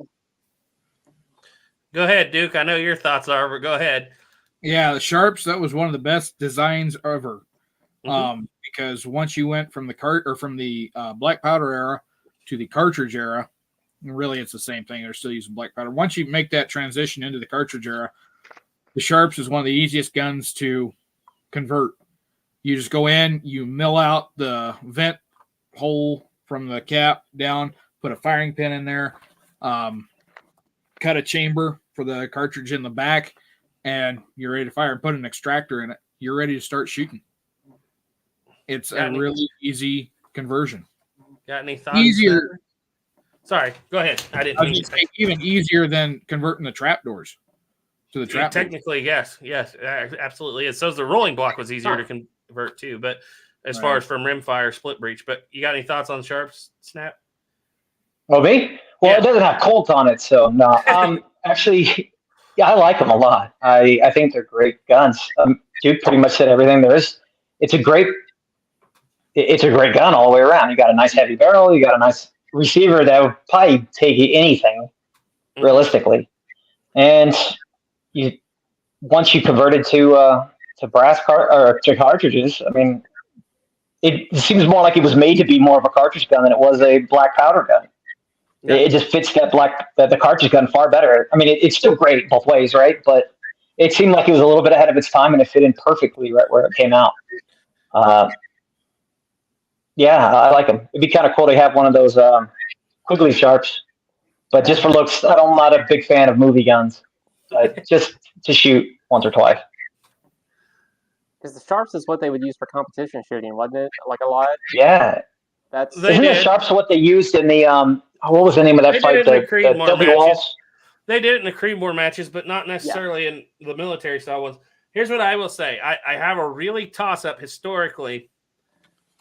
There's 2 single-shot rifles, and this is going to surprise some people what I'm going to say, that come at the very top, the tippy top of what a single-shot rifle should be. A Sharps and a Martini Henry. And Wow. and those 2 guns, the Sharps is the king of the Buffalo guns, of the big bore Buffalo Wild West America. It handles a heavy cartridge. And the Martini Henry is probably the king of the military single shot rifles. That all being said, I see why there's not a major adoption of Sharps rifles all over the world at any point for a military. They cost $30 to $35 a piece to make. A trapdoor costs $5. Yeah. And Martini Henry, the British had the money, and you know the history of that better than I do, but the action's stronger. It takes a bigger cartridge. The Martini Henry, we would have adopted it if we would have adopted the Peabody in 1865 when they thought about doing it, when the Laidley Board thought about doing it. I believe we would have had it. But we just never, the United States government from about 1865 up to about 1888 never had the money to pull that off. What they did do with their money was great because compared to the Sharps, the trapdoor is actually cheaper, more simple, and more rapid fire because it has ejection. However, it shows out on the western frontier on the buffalo hunts. A lot of guys start out with 50, 70 trapdoors that are cut down Bannerman, something cheap. And first thing they do when they upgrade, what do? They go get a 50-90 Sharps. So I think there's a lot more nuance as to what the gun's for. But I think as far as civilian stuff, which is really what I like the most, the Sharps' history is very hard to beat. Ethan's back. Let's see what he's got. Can you hear us, Ethan? Yep, I'm back. Did you answer the wheel lock question yet? No, I've been saving it for you. But did you hear Okay. my question from Brandon Birch first about the 3844 and 38 Smith & Wesson? Yeah, so I don't know a whole lot about it, but from what I do know, that you can shoot 38 Smith & Wesson out of 3844. But that's what I've heard. I would do some more research. No, going to the wheel lock. I think the question was, where's the wheel lock? Thanksgiving has come and gone. So about that. I didn't even see that question. Yeah, so about the wheel lock. Here's the deal. I had that gun, and Garrett can vouch for me, 99% of the way done. I had the wood finished. I had the lock done. I had the lock set into the stock, and I had ran into some major hurdles in that gun, and I had to learn some lessons. And one of the main things I learned was that I miscalculated something. I went and I thought that the breech nail screwed into a certain part of the lock, and I inlet the lock too deep. So once I figured out that I'd done this wrong, I went ahead and I basically engineered my own little way of making it work with a plunger and everything. Had it all set in the gun. The trigger broke whenever I was trying to reshape it, because you got to kind of shape it because once again, I inlet the lock too deep. And the trigger is actually a pretty intricate part of that system. It has to be just perfect. And I had made a new trigger. Took like a week and a half just to get it right. I tested it out. I made a video of me testing out the lock. And I was within hours of having the gun done and ready to make a video for Thanksgiving. And the trigger snapped on me. And I basically put it down. I was like, we're just going to take a break from this for a while. I'm going to finish it again. And a matter of fact, you may be seeing another wheel lock showing up on the channel. It's already completed here in the next few weeks. It's actually made by Uberti. I didn't know Uberti made wheel locks back in the day, but evidently they did. and it's actually a pretty good representation of a Germanic wheel lock. Did And you I've pick also that got- one up you sent me pictures of? Maybe. Ethan? Ethan? Yes. I'm currently trying to win it, but Nice. I think I'm going to, because I'm bidding pretty high on it. But I actually called the rifle shop later on when I went to go pay for some more orders from them, and the guy there, he asked me, he's like, "So how's the wheel lock going?" I said, "Well, if we're going to be honest, I kind of messed up on it." And he goes, "Yeah, I figured you were going to," but he said, "I thought about telling you about it," but he's like, "At the same time, I knew you really wanted to build these guns," and he's like, "I'd rather you get a very hard gun to start on and practice on that's not a whole lot of money versus going and buying something that's like $1,400 and messing that up." So he's like, "Did you learn anything?" I'm like, "Yeah, I learned a lot." He's like, "Good." So that's where I'm at now. So now I'm knowing how these kits are going together. It's going to go a lot easier from now on. But it took me 3 months to build that wheel lock, because that's what he said. He's like, pistol locks are the hardest, and he's like, wheel lock pistols are the hardest pistol locks to make. And it took me 3 months to build that lock, and I tried building a rifle shop flintlock mechanism, and it took 3 days, and they weren't even full days. So yeah, we'll probably have 2 Germanic wheel lock pistols by Thanksgiving, and either a Dutch wheel lock Fowler or the paddle butt wheel lock, because those both are going to be they're going in the mail tomorrow. Should have just said the dog ate your pistol. Yeah. That's what I was hoping you were going to just say. He's like, "Oh, the dog ate it. Darn." Yeah. Jeremiah ate it. Jeremiah ate it. Oh, Gray Pilgrim said Sharps. I have both. Sharps is better. Sharps all day. Sharpshooter 74 said, "Why didn't the U.S. government adopt the 74 Sharps that was turned out in 72 instead of the 73 trapdoor?" It's expensive. Like we just discussed, Expensive. it's actually in 73, the Sharps was $35 a piece for the government, and the non-converted actual 73s, when they started making them all new out of parts, cost them like $10.50. And they didn't have any money. And when you think about it, what makes the Sharps great? Has great sights, long-range, heavy-duty octagon barrel. Well, that lever action is a little complicated, maybe, but to build, but it's good stuff. The Spencer was basically built on what was the Sharps action. But what does that gain you in battle? I know what that heavy barrel is going to make you not gain. It would probably, if you set out a sniper squad or something, a sharpshooter squad. Obviously, they used them in the Civil War for that. Yep. But for overall adoption, you don't want a heavy barrel. And then you're not going to put finicky, like really super good sights on there until the Buffington comes along. So, you kind of lose the advantage, in my opinion. The Sharps does eject. It does, but it doesn't eject to the extent that they demanded that trapdoor eject. Like, they want that trapdoor shell to come out there, and they want it 10 feet behind you. And you don't have to hit nothing hard. Just flip the door open. So that's how it's supposed to do. Whereas the trapdoor, you can correct me if I'm wrong here, but the Sharps will eject if you throw the lever hard enough, right? Well, some of them earlier ones said that when that block dropped, it hit that hard enough to kick it flying out. And that one that I'm working on, the IAB, when we was out shooting it, I just pushed that lever down, and that thing would come flying right on out of there. Because you see in the actual tests, the Laidley board and the actual 1872 and 73 tests, they gave the same excuse for the Sharps that they did for the rolling block, no ejection.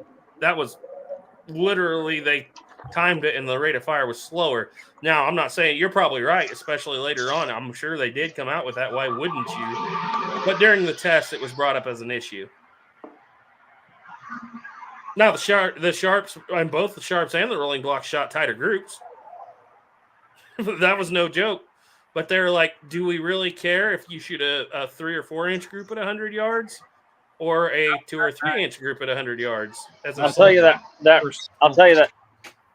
rolling block is not as comfortable to shoot as a trapdoor. Just because of the drop in the stock. is a little much. The prone position, the rolling block is superior. Really?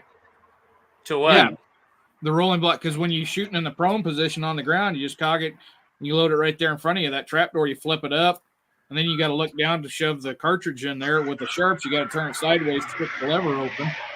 It would be, but the main issue they had with that rolling block was before Erskine Allen got a hold of it and changed the internals, you were on full cock. Yeah. As soon as you loaded it, there was no way to go to half cock to load it. No safety. Now, Erskine Allen changed it a little bit in the 1870s, but that was their main concern was Johnny Soldier here is going to shoot his buddy in the back every time he goes to load because they're soldiers and anything bad that can happen will happen. Yeah. But yeah, I agree with you. I don't have any hatred for any of them. A lot of people hate the trapdoor, but I don't have any hatred for any of them. I see why each one has its. The rolling block was fairly cheap to make. Other countries all over the world, it was the AK-47 of its day. Went all over the world. Every Also, caliber they you kept could think Remington of. arms from closing. Yeah, and it did. It just wasn't what the United States was looking for because cheap as it wasn't as cheap as cutting the back of the 1863 out and putting a piece of steel in it. Yep. Yep.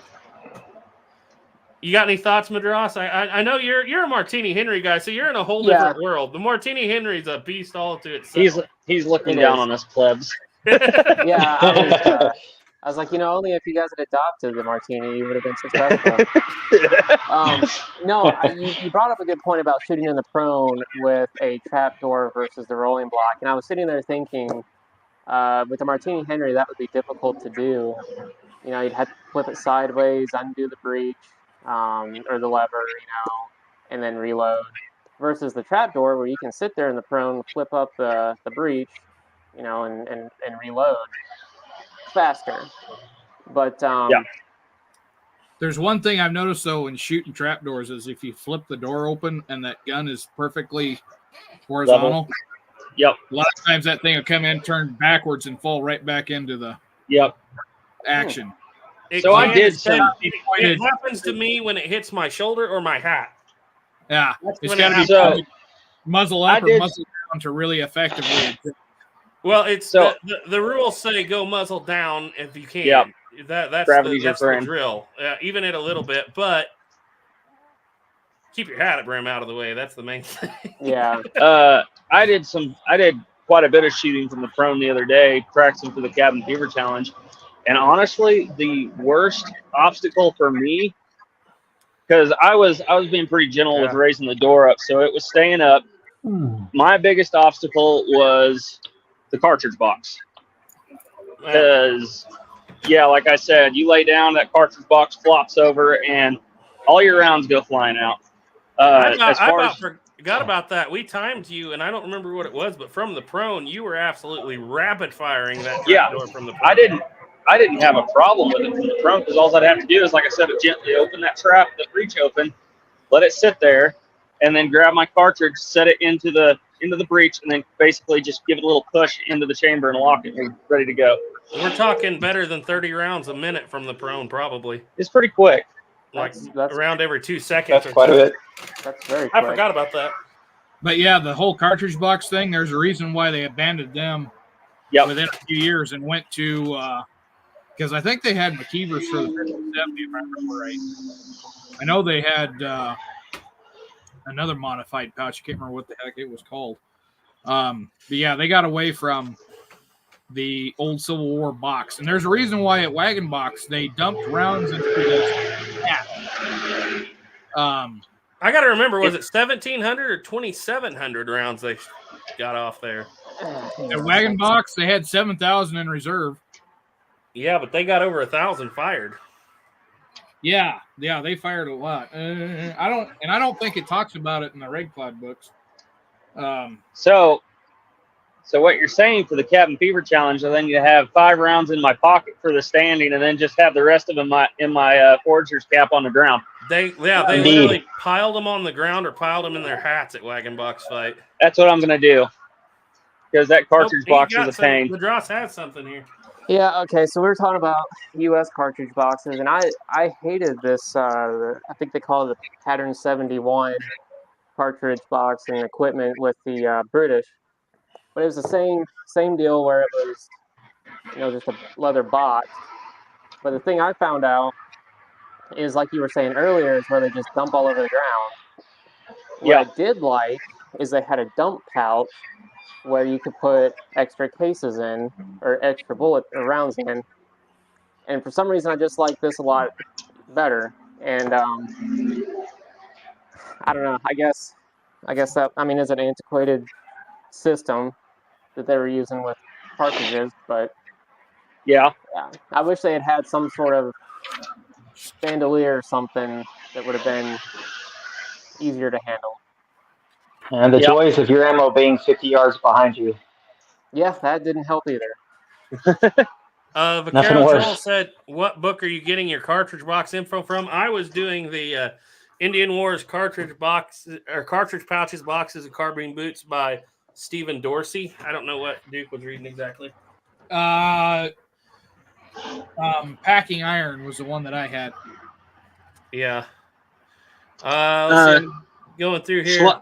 Schlot Shula says the New York National Guard did adopt the Peabody. He says he has a musketry manual for them. So basically the Martini Henry, roughly. No, well, it's got a hammer. It's not the same, but if the whole United States had adopted it in '65, it would have eventually evolved into the Martini Henry. We would have been looking at Martini Henrys, but Martini Henry is an expensive dude compared to putting a trapdoor on a conversion. Do you know how much they would have cost, like, by chance? Which ones, the Peabodys? No, the Martini Henry. Well, when I haven't got to that part, obviously, but my study on the trapdoor has took me through the 65 Peabodys, and Providence Tool Company wanted to build them themselves, and they wanted $25. Well, it was between $25 and $30. And the Laidley board people were like, well, we could buy a license from you for like $8 or whatever it was per rifle. Yeah. And they're like, we just bought the license from Peabody. Providence, we got to make these to make some money. And that was when they asked Erskine Allen, how much would it cost to convert these rimfires? They have $5 flat a piece. They bought the entire patent off of him for $1. They had to bring in a little bit of machinery. It took some time to make, but it was flat out $5 a piece to convert that first 5,000. And so they were like, well, we can arm a quarter of our military with this right now, or with a Peabody right now, or we can start working on arming the whole thing with trapdoors and conversions. And so it seemed to me like it made more sense than a lot of people give them credit for. Let's put it that way. Real quick, what is that noise? You guys can hear it, right? I'm going to pull a Paul Harrell. I'm going to pull a Paul Harrell right here. I'm going to say, so we're out here by the highway today. Please bear with the sounds of traffic going by. Okay. All right. I'm going through here looking for more questions here, what people want to talk about. Okay. So Sharpshooter said, want to talk about the legendary shot Billy Dixon pulled off June 27th, 1874. Go Duke! Yeah, so Billy Dixon had, I think he had a 44-77 because they talk about him buying a 44 caliber Sharps round barrel. That was a loud one. Anyway, just mute till you're ready to talk, Ethan. Oh, I'm trying to cover him up right now. Well, you can just mute your microphone until you're ready to say something. Okay. But anyway, yeah, so he had a 44, and wagon box fight has been going on for a while. The natives were not making any progress. Adobe walls. Yeah, it was Adobe walls. And weren't making much progress, and so there was 3 of them sitting up on a hill about 1,500 yards away. And if you've seen pictures of this hill, it's actually they're on the edge of a steep cut bank. And I've got a friend that went down there and had a picture of him taken from the Adobe Walls site while he's up there on that hill, and he is tiny. And so Billy Dixon knew his rifle wouldn't quite reach out that far. And so there was another guy there that had a big 50, a 50-70, questionable if it'll reach out quite that far, but a 5090 would. And 5090 and 5100, which was the same case, they just packed a little more powder in it. One of the guys there he just calls it a big 50 sharps. That's what a lot of them were called, was the big 50s. He grabs that, he takes the shot, and he sees the bullet hit the berm. And realized, hey, I need to raise up. He fires, doesn't see an impact, lowers back down a little bit, fires. And one of the three natives that are sitting there, fell off of his horse. And so that kind of really got the natives there to thinking, because they're like, holy Moses, how did this guy accomplish that? And I guess the hole going out the guy's back, something about the way he was hit. The natives are sitting there talking. They said, well, I guess the whites now have a gun. They can fire a bullet and it turns around, comes back and hits them in the back. They probably didn't hear that third shot. They probably heard the first shot or the second shot go over their heads. And then all of a sudden, boom, this guy's hit. And so after that, they called off the attack because the medicine man, heat-seeking missiles. Yeah. the medicine man that was there, his name was, after that was called Isatai. I'm not going to translate what that is because we're on Garrett's channel, and so I don't want his mother after. But you can look it up. It's not a very polite name. But he had told him, the day before that, his little magic would keep the bullets from hitting them, and then they took quite a few losses in this fight. And so after Billy Dixon shot, they said, we've had enough of that. And they got up and left. But you see that happen a couple times when fights, is they'll have a little thing. They'll do their ritual and say the bullets won't hit them. And then either, it doesn't work, or in the one case up in Wyoming, as they said, don't worry, the bullets aren't going to hit you. And then the soldiers drew their sabers and everybody left the field. We didn't plan for that. Yeah. Doug Dukes, sorry guys, I'm about an hour behind on these comments, but if you're just hanging out, I'm catching up. But Doug Dukes said Fort Lancaster in Texas was attacked. That's one I didn't know about. Complex Patriot, you got great love seeing youngins who care about history. Thanks. Garrett, Gray Pilgrim said, Garrett, when we expect the next Trapdoor episode? I got to bring two people in for it because we're reenacting, hopefully if it works out, a very important scene in the life of the 1866 Trapdoor. And I need Ethan and I need Duke, and hopefully we all converge here in March. Because we can't get Caleb to put on that blue uniform. He just won't do it. He's gonna be a Woodhawk. He ain't gonna be no soldier. Well, you got to get that Spencer up to where it can shoot center fire, because he's got to run the Spencer. Yeah. We'll have several 66s. Might have 3 66s by the time you get here. But we want to do that, and I want to do it right. So hopefully it all comes out mid to late March. After that, it'll get a lot quicker because I don't have to wait on Ethan to get back between episodes. But that's going to be a big episode because we got to cover the military, the building of it, the military use of it at the Hayfield and Wagon Box. We got to cover Buffalo Bill using it. We got that gun is going to have a ton of exciting war history. We got to cover the Franco-Prussian War use. It's going to be It's going to be exciting. It's going to be a big video. I need to ask you, when do you want me to come out so we can film that? Well, after Ethan gets back in mid-March, hopefully. Okay. Complex Patriot. I've been shooting. I'll be back. I'll be back early March. So yeah, there you go. Oh, sorry. I've been shooting a lot of Old West cartridge revolvers and rifles, and want to get started with muzzle loading and cap and ball. Any advice for starting muzzle loading and cap and ball? Madrash, you got any advice for starting muzzle loading or cap and ball? So for muzzle loading, I would start with a big caliber. I think let's say the Longland is 69 caliber. So it's easy, it's common to find. You can cast your own if you want. Powder's usually pretty easy to find. Whenever I couldn't find real black powder, I was able to substitute with Don't say it. Oh, he said it. No, he said it on this channel. That was a bad word here. No, go ahead. Sorry. That's sacrilege. You got to get into the making of your own black powder. It's so simple. It's so easy. It's fun. So yeah, now that I'm older and I kind of want to take different like traditional aspect of it, I want to make my own black powder. And we've gotten to the point now we can make better than what you can buy easily. So Toilet paper makes the best black powder. we're gonna have to Yeah. like do a big get together and do a video on that. But that's what I would do. And then flints, I mean, they're easy to get a hold of online. So it was just easy for me to get into. It's very economical, I feel like. So yeah, I'd find a large caliber that you can use, because you can also use that musket as a since it's smoothbore, you could use it as a makeshift shotgun if you wanted, and kind of try that out. Duke, you Yeah, got if anything you starting with, or yeah, Snapper, anything else starting with cap and ball? oh, what? Say it again. Well, he asked about muzzle loading and cap and ball, and I think Madras gave a good answer for the muzzle loading. I mean, if you wanted a rifle, you could start with like a cheap Hawken or something if you wanted. Mhm. Yeah, but those he's are- talking about flintlocks. Yeah, a good big smoothbore flintlock's a pretty good way to go.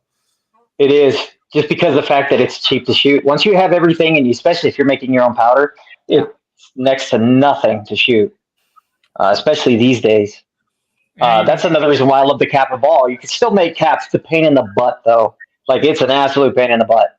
But you can still make caps. You can still do that whole thing if you want to. The one upside to the caps is they can be more less issues with it going off. You know, you're a little bit more waterproof than what you can get out of a flintlock. But yeah, I mean, it kind of is what it is. That's kind of the main reason why I started loving these, is just because, you know, you just got to make your powder, get your lead, and you're pretty much good to go. Everything else is simple. It's simple to shoot, simple to do, especially in days like today when it's hard to find ammunition. It's hard to find anything. So definitely a good thing to do. Sorry, I wasn't paying all that much attention. My wife was talking to me a while ago. Sorry. Yeah. Shot Shula had said we were talking back about what we can do for something Hardy mentioned, what makes the repo market better. Shot Shula said, I'd like to see some more European firearms reproduced. I know Arsa is making an Adams if they ever get to it, but there are lots of others. The Rindle, maybe, or the Wanzel. I don't know that one. But yeah, I agree. So let's see a lot more variety than just, I will agree with you 100% there. Too many Colts, and I mean, I love Colts, don't get me wrong, but they're just Colts and Remingtons. Let's get some other stuff out here. Yeah. Good point. It is true. Whitney copy, not the brass frame. I want a steel frame Whitney. There you go. That would be cool. Does anybody actually make a copy of a Whitney? Well, technically, the Spiller and Burr is the brass frame copy of the Whitney. Yeah, but it's brass. Yeah, but it's Confederate brass, but it's not the actual Whitney, obviously. Yeah, right. Because that one, if they make it the same way that Whitney, when I handled that one that you guys had out there, I want to shoot that one at some point, because that is actually very comfortable. We don't have a Whitney. Or Spiller and Burr. Spiller and Burr. Oh, yeah, you just mean Spiller and Burr, but steel frame? Yeah. Yeah. They fit the hand beautifully. Yeah. Hey, Garrett. Yeah. Go ahead, Ethan. Garrett, can you hear me? Yeah, I hear you. Hey, I'm going to be on here for a little bit longer. Can you hear me? Yeah, I hear you. Go ahead. Hello? Hello, Ethan. Yeah, I'll be on here for a little bit longer. Yeah, I'm probably going to call it, because the only outlet I have other than my somewhat noisy room with my roommates is out here back. And yeah, there's no outlets back here, and it's very noisy out front. So, Okay. yeah, I'll be on here for a little bit longer until my phone dies. All right. again. Well, if you have something to say, pipe up, because I can visually see your thing, your microphone. But just let me know. Just holler. Okay. But anyway, what were we saying? Yeah. It'd be interesting to see even the cartridge guns. Does anybody make a reproduction Martini Henry yet, or is it? So I was gonna say that I don't think so, because IMA found that huge cache in Kathmandu. I wish they were still cheap like they used to be when they found that cache. I am so. If I had a time glad- machine, that's one of the first things I'm going back to do is buying a couple of those. Yes, I am so glad that we got ours when they first came out for like $600, I think. I wished I'd And have bought an M1 Grand when they were $600. no Man, I kidding. know. Jeez, yeah. Yeah. How much are those going for now? I know somebody who Upwards of did that once. 2,000. 1,000. Yep, Yeah. that's way out of my price range. So I think with them being flooded in the market right now, Oh, yep. it'd be cool if they would do a reproduction, because then I My would. phone is just about to die. All right, we'll see you. Yeah. Bye, Ethan. So Yeah. I might have to hop off here. All right. Okay. See you later. All right, bye. If they did do a reproduction and if it was reasonably priced, I would totally want to do like a torture video on it, just to see what it could handle. Yep. That'd be fun. Carrie said get Kibler to build a Baker rifle. That somebody needs to, but I don't know if Kibler would, because it's not. Well, maybe he would because it's not American, but I don't know. He seems to be more into the folksy guns. But yeah, a Baker. Nobody makes a good Baker. It's kind of interesting. Even the India-made ones aren't rifled, so Yeah. that's That makes kind them of extra explosive. yeah. You could always line it. You could always try to line one of those somehow. Yeah. Sure, it's possible. The rifle shop. If you order the kits, you can get one from the rifle shop, but it's gonna be a task. The Now, one I'd like to see reproduced is a Gallagher conversion. I think that's a Gallagher, the one you push the lever down, the whole barrel slides forward and tips. are you sure that's not the Sharps and Hankins? I want to say it's a Gallagher. There It was probably a is. too. Yeah, now I got to double check myself because I may have just made a boo boo. Let's see here. Yeah, Gray Pilgrim said, yeah, the Czar's Taylor lives near him, has a Beaumont Adams original. Yeah, I know. I asked him the other day how much powder it held, and he said that he was only loading 30 grains, but that wasn't how much it holds. Obviously, he's not going to shoot it completely full. But I said, I'd really love to see just how much you can fit in that cylinder, just because I want to know. Gallagher is the one I'm thinking of. Yeah. So I'm just kind of going through here looking for a few more. What do we want to talk about? You guys want to hear something really kind of neat on the side, though? When we were at that Las Vegas Antique Arms Show, there's a YouTuber that most of us watch. I'm not going to put it out there, but he got a Colt single action Army that had gain twist rifling. Mm-hmm. Woo! They didn't make those with gain twist rifling. Is there somebody that sends us bullets? Huh? Is it somebody that sends us bullets? I don't think so. No. Does it start with a B? Somebody that everybody here watches. Does it start with an M or a B? Neither. Oh. Starts with a C. Do I know who this is? You should. Like, have I met them? I don't think so through here, but they have a YouTube channel. A lot of people watch their stuff. Okay. Is it It's with more a of one K? guy. You'll see. I don't want to give it away because, yeah, he showed it to me, but No, because What? Snapper ain't going to be hanging out with anybody whose name starts with a K. oh God, no. But let's just say that it was a 4440. I'm not going to give any information out more than this, just because Okay. he told me this. I saw it. I got to play with it, and I was like, they never made gain twist rifling in a single action Army, except for apparently the very, very first couple of the 4440s. So I'm extremely excited to see this thing shoot. There's some really oddball ones out there that you don't see. There's the 44 Henry rimfire one. Mhm. I've seen one of them. Mm-hmm. And then there was some other, and that was probably one of those experimental ones where they were still using that old style rifling. Yeah, we believe that the barrel was probably cut down from like an 1860 Army or a 72 open top, like where they just used that part of the barrel, respun it down, and turned it on a lathe. Or Because that's what would make sense. Somebody you could order, like it's been said before. I think it was Dula said if you wanted to from Colt, you could order a single action Army with an 18-foot long barrel if you wanted to, if you paid for it. So you That's could cool. order a gain twist rifling. Yeah, I'm sure you could. But this was supposed to be just because all my history of learning going through this, I've still never found anything ever mentioning a gain twist rifling in a single action Army. But yeah, So, it's like how many Colts, I hit the wall a little bit, especially getting to look at it and play with it. how many oddball Colts have popped up over the years that A lot. It's like Colt that always did something strange. Root Dragoon that popped up a few years ago. That would have been cool if they'd have went with that. Yeah, but the That 18th would have been cool. Army came in, and then Yeah. and then there was the 3rd model Dragoon with the ratcheting lever. Yeah. Yeah, I The also ratcheting lever on a Dragoon would have been cool. I also think that the Root Design guns had such a reputation for seizing, like worse than the Remingtons. Like they seize up fast. Even the one I have over here seizes up fast. I would have to think that with such a big round in that gun, you would probably seize up even faster. I mean, I may be wrong. Kind of makes me want to think on the rifles, the Colt actual rifles. Mhm. How bad were they with fouling and seizing up? I personally have no idea. Depends on how big the pin is, the center pin, how big you get that center pin, you know? Yeah. Just a quick question. Do y'all know of anybody that makes a reproduction Lamont pistol? Yeah. Pieta, Okay. Pieta Pieta? makes them. Okay. They're Pieta. pretty popular, really. $1,600, I think, is what they're up to. Okay. Well, that's a little too far. They're one of those pistols that you think you really want, so you Yep. get your hands on one, and then you're like, it's kind of cool, but it's so big, it just doesn't handle very well. It's just, I thought I would love it. Don't get me wrong, I don't own one, but I've had one with me for like a year because it's squibs.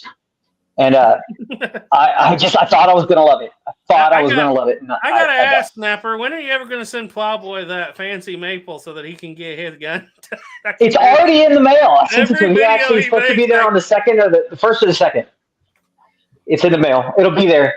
That was my squib as well because he bought that Griswold and Gunnison replica, and I told him, I was like, I'll put the lean on it that my real Griswold and Gunnison has, and I was going to make a set of grips out of that. So he bought a bunch of it. I was like, dude, I only needed a little piece, so Yeah. I figured Plowboy. He was talking about that. I wish I had some money to buy a fancy, grips, and I was like, hey, you want some of this? Yeah. It's gonna look cool. I'm actually looking forward to it. Sharpshooter 7. You guys still there? How about it does that to me every now and then. Sharpshooter 74 said, "Now, what's your thoughts on the controversial 5140 Sharps?" Go, Duke. So the 5140 Sharps never existed. In Sharps, it was actually a Winchester round. Basically, I know it existed in Sharps because what's his name? The Cimarron, not Cimarron. I've seen them fired by people that were pretty reputable. yeah, there was some old 50 caliber Sharps that were converted, but they I see what you're saying. the round came out after the Sharps Rifle Company closed. Got ya. Okay. And it was developed. The military experimented with it. There was a Gatling gun that was chambered in it. Didn't go very far.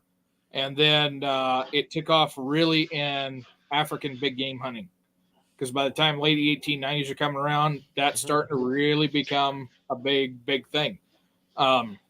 So yeah, it was kind of, I guess you could call it an elephant gun. It was a big game, dangerous game cartridge.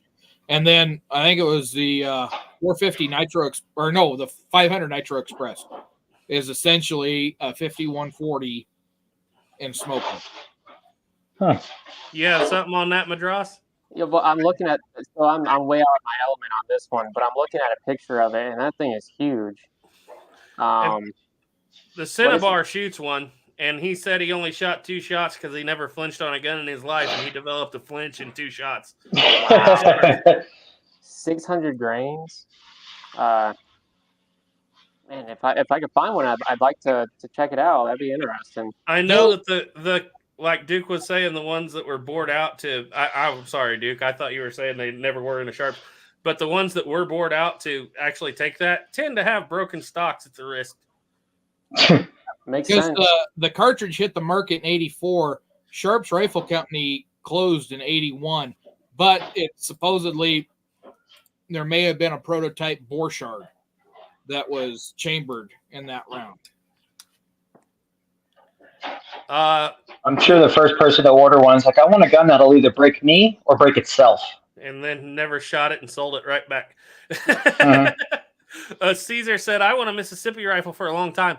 Yeah, it's kind of like I was with the, and you can get a few reproductions, but the Petter, I don't know. Maybe the Petter Sully is better than it used to be, but I wanted an 1803 Harper's Ferry. Well, we did for a long time, and the Navy arms or whatever, they weren't right. That most of them were in 58 caliber. So finally, when I wanted that gun and I wanted it right, and I wanted a good one. Actually, Caleb wanted it, but we wanted a good one. Finally, just broke down and had one, or bought one that was a custom build by Turkey Creek 1823. And I might be shooting that this weekend, and maybe that will be the video 2 weeks from now because I really need to get it done. But like historically, he got it right. Like the original ones, everybody calls them 54s. They were 53s. So you need a 52.5 ball. So it's a labor of love. Let's put it that way to make it right. And he did. Misspoke on that one. It's not the 500 Nitro. It's the 500 Black Powder Express is what that cartridge is pretty much the same on. Would it have just been called the 500 Express then? Let's see. No, they call it the 500 Black Powder Express, but it was developed in the 1860s. Yeah. Carrie says Shiloh claims that their rifles will handle smokeless loads they chamber for to pressures that the Ruger #1 can handle. I believe it. Yeah, they do claim that. But the thing of it is on the Sharps is those breech blocks will wear out with time. They will spring. Even with black powder loads, they will spring after years and years of use. And the hotter it is, the faster that happens. Shot Shula said, Madra, the problem with that Martin expense pouch is when you double time, they flop like crazy when they're full. That is true, yeah. They do tend to do that. Well, there's a reason why when the U.S. Army, them cartridge boxes that were on the sling, they go under the waist belt. Mm-hmm. That makes sense, yeah. I'm going all over the place. So if you don't do it under the waist belt, oh, they are a pain. Yeah. Antique Gunslinger said, Duke, where can I get leather kits, pouches, straps, belts, etc.? Used to be a guy that made them, and he's gone out of business. He had a clicker die. In fact, I've got a couple of his kits. I got a pistol box, an 1860s pistol cartridge box. But he went out of business. That was on YouTube. You just order it. And then I got a couple other. I got a Walker holster kit from him that I proceeded to mess up royally because that was the first leather kit I put together. And then I got a couple for the pocket models. But yeah, I don't know if they're still on there. I think it's American Civil War kits. Let's see here. But I know that a lot of these stuff they dropped and they quit doing. No, they're still in business. So yeah, you can go. It's acwkits.com. That's one place you can get some stuff. So on to the subject of what do you want to talk about? Space Art wants to talk about an Old West question. Besides the Indians, did any of the settlers in the Old West practice archery or use bows for hunting? You see that mentioned amongst the New Mexican settlements down in New Mexico and some of them that come up here. But Louis Gerard talks about running across a Hispanic man with a bow and arrow. So, but I've never seen any Anglo settlers coming through using them. That's an interesting question. I've never thought of that. I hadn't either. Sharpshooter 74 said, Garrett, how would you like to do a review of a 74 Sharps and 5140? Well, I would do it. Would I like to do it? Oh, not something that's on my bucket list necessarily. I will say that if it kicks anything like that 480 grain round ball out of a brown vest with 200 grain 1F charge that Caleb shoots, I'd do it once or twice. And then I'd flinch for 2 years, and I would have to go back to 22s to get over my flinch and work my way back up again. That's exactly where I would be with it. I don't know. I bet Duke would sure love to review one. Let's let Duke review one. No, as it is. In fact, I may have to go have surgery done on this thing at some point here pretty soon. I kid you not. I shoot that brown bet. Caleb was doing the 200 grain charge in the India musket, by the way. You know, Bombay pipe bomb. He was doing a 200 grain charge with a 69 caliber round ball, which obviously it's not sealing the bore and giving you as much kick as a rifle would, but it's not a joke. And when he does a 1 ounce shot of 1 ounce of bird shot or swan shot with that 200 grain load, it's It's not something I enjoy. I'll put it that way. That's why I made a video where I shot his gun a few times one day. Then I was like, let's go out and do a smoothbore squirrel hunt with my 62 caliber with my trade gun. And everybody in that video was like, that's the most terrible flinch I've ever seen. And I'm like, yeah, it took me a year to get over it almost again. After Caleb can shoot that all day long and it don't bother him. But I'll admit, I can develop a flinch that I have to work out. The fastest way I figured out to get past a flinch is go get you a box of Winchester AA and shoot them all day. And all of a sudden your flinch is gone because you got the loud bang, but not the kick. Well, that was before I got my Southern Mountain Rifle, and after I got that, I can rehab that flinch pretty quick with that 36 and just 40 grains and a 36 round ball on a flintlock. It's like a few shots of that and I'm back. But before that, I was bad at flinching when I would shoot that gun. Yeah, I got a flinch bad one time because guy I was shooting with, he had a 300 Win Mag. And it had a really good trigger in it. The thing was he didn't know anything about the trigger and didn't know that you could adjust it. When it came from the factory, it had about a 20-pound trigger pull. So you're sitting there looking through the scope, trying to pull on this trigger, and then all of a sudden it goes off, and I developed one heck of a flinch with that thing. And then he put a suppressor on it, had the trigger adjusted down to about a 3-pound trigger pull. Never had a flinch with it after. Yeah, just a few questions here going down through here. How about a 1896 Winchester and 70-150? Yeah, those were pretty sure those were over used in Africa as well. And you guys may see this differently, but I will tell you there was a point where, and Caleb's mentioned this before, from about 20 to 28, I was like, it has to be the biggest bullet, has to be the longest rifle, has to be, the most kick. And then I realized all those guns, I don't use them for like anything. It's like, I don't hunt bear, so it's like a 30-30 will kill a deer. So Yeah. And that's when I found out I did more hunting squirrels. That's why I love that 36 myself, just because and that leads into this other question, Antique Gunslinger. How's the Kibler Southern Mountain Rifle accuracy, fouling, different calibers? On the Southern Mountain, now I've shot Kibler's Woods Runner in the 50, and I've shot my 36, and I've handled a 45 in Southern Mountain Rifle. And I will say this, with the Woods Runner, Ethan stacks round balls on top of each other at 100 yards off the bench easy. We've killed squirrels, headshots of squirrels. We got videos of it all the time at 20 yards. If you really want to see some really, really good shooting with it, go watch a Black Powder TV. And I think I have on video the most I ever got without swabbing the barrel was I ran 50 rounds. As far as that goes, there's no burrs in that barrel, but it really depends on your lube. If you really want good stuff, get Blackie Thomas's gun butter. You can shoot that stuff all day. You wear your shoulder out before you'll get that gun stuck, in my opinion. Would you say, Snapper? That's some great stuff. Yeah, that's some great stuff, man. That Blackie Thomas's lube, that is, woo. The snake oil? The snake oil. The real Crisco.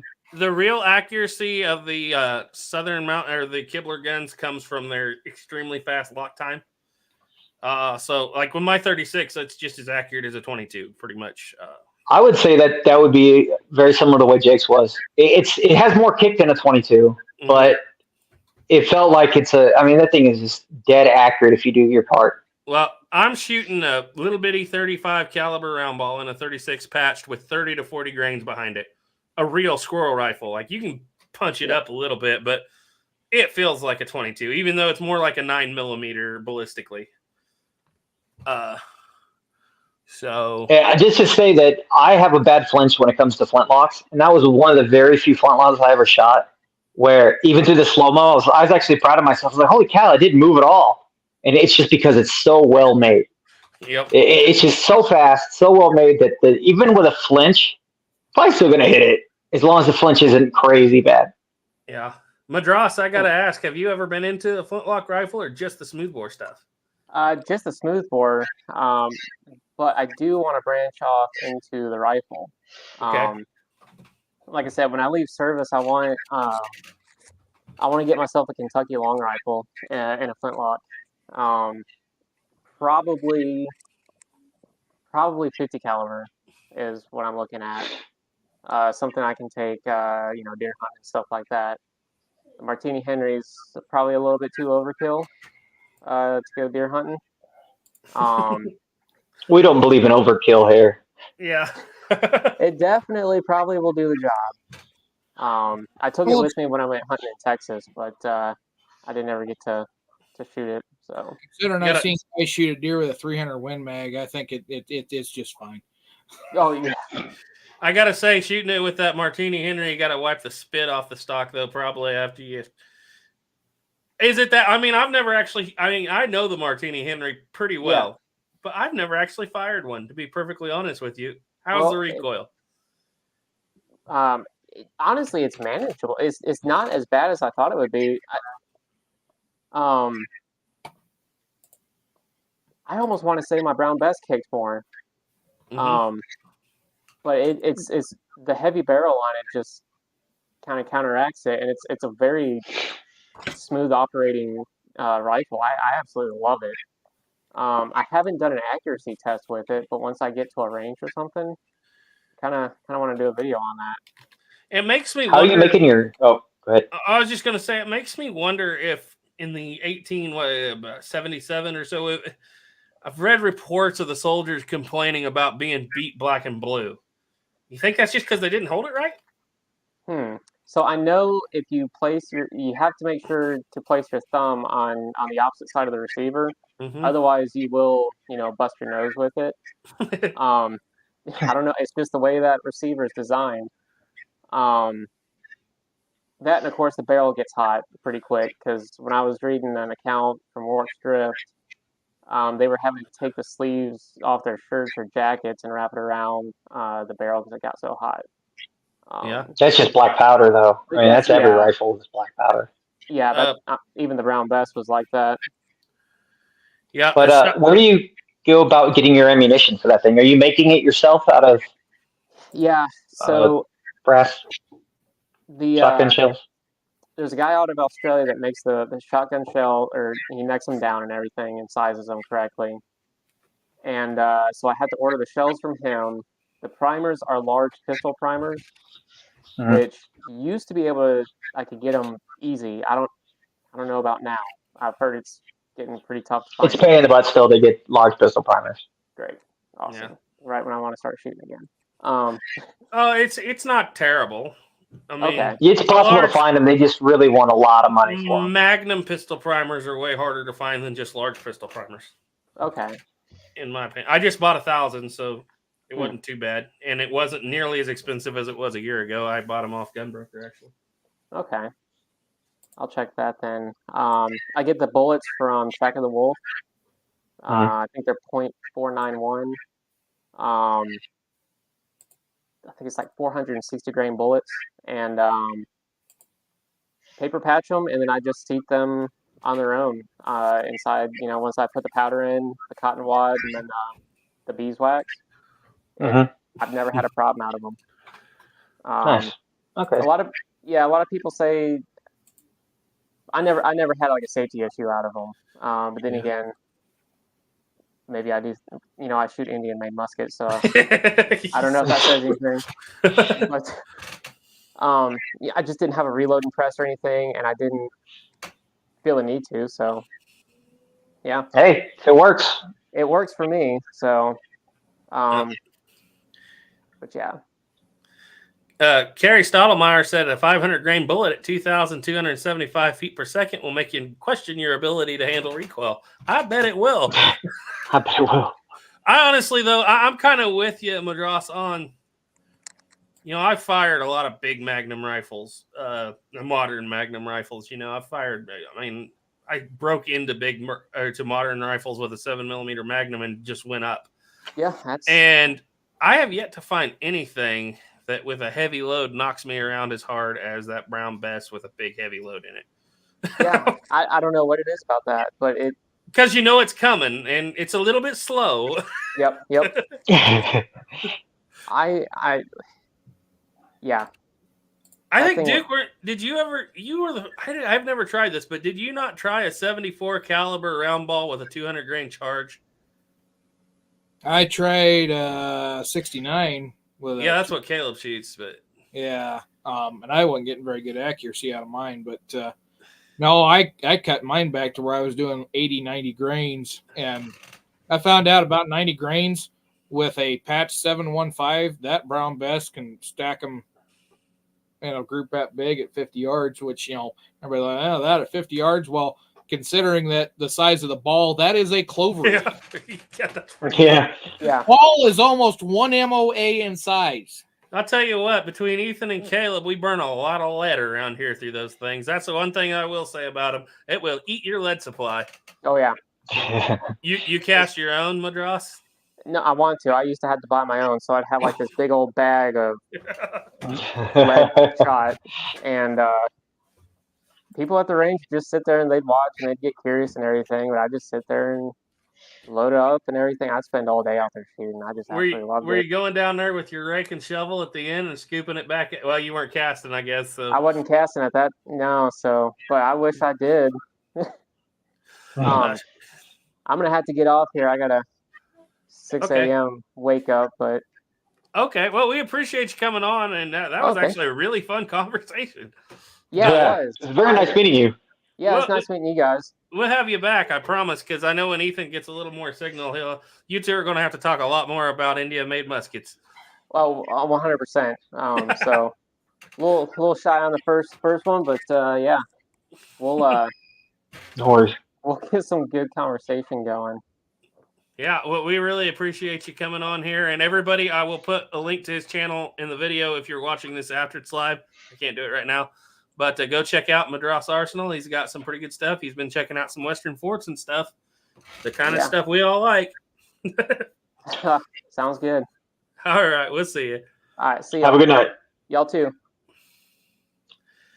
Shot Shula said, I don't know why they whine about the Martini Henry. I use 85 grains of Swiss 2F, and it's not even unpleasant. I kind of wonder if it's just the way the rifle's built. Like I said, I haven't had a lot of experience shooting them. Carson Brandom says, any relief in sight for straight wall black powder cartridge brass? I feel for you, Garrett. I saw you short on your Reach and 5070 brass purchase. Yikes. I've talked to Starline a year ago, and they said by the next year we'll do a run. Actually, I did, I think, a year and a half ago. Duke talked to him a year ago, didn't you, Duke? Yeah, or it was this summer. No, it was this summer. This past summer, yeah. Yeah. I'm sure they'll come out with it pretty soon, and I'll be stuck with a bunch of really expensive brass, but I need it now, not a year from now. Yeah.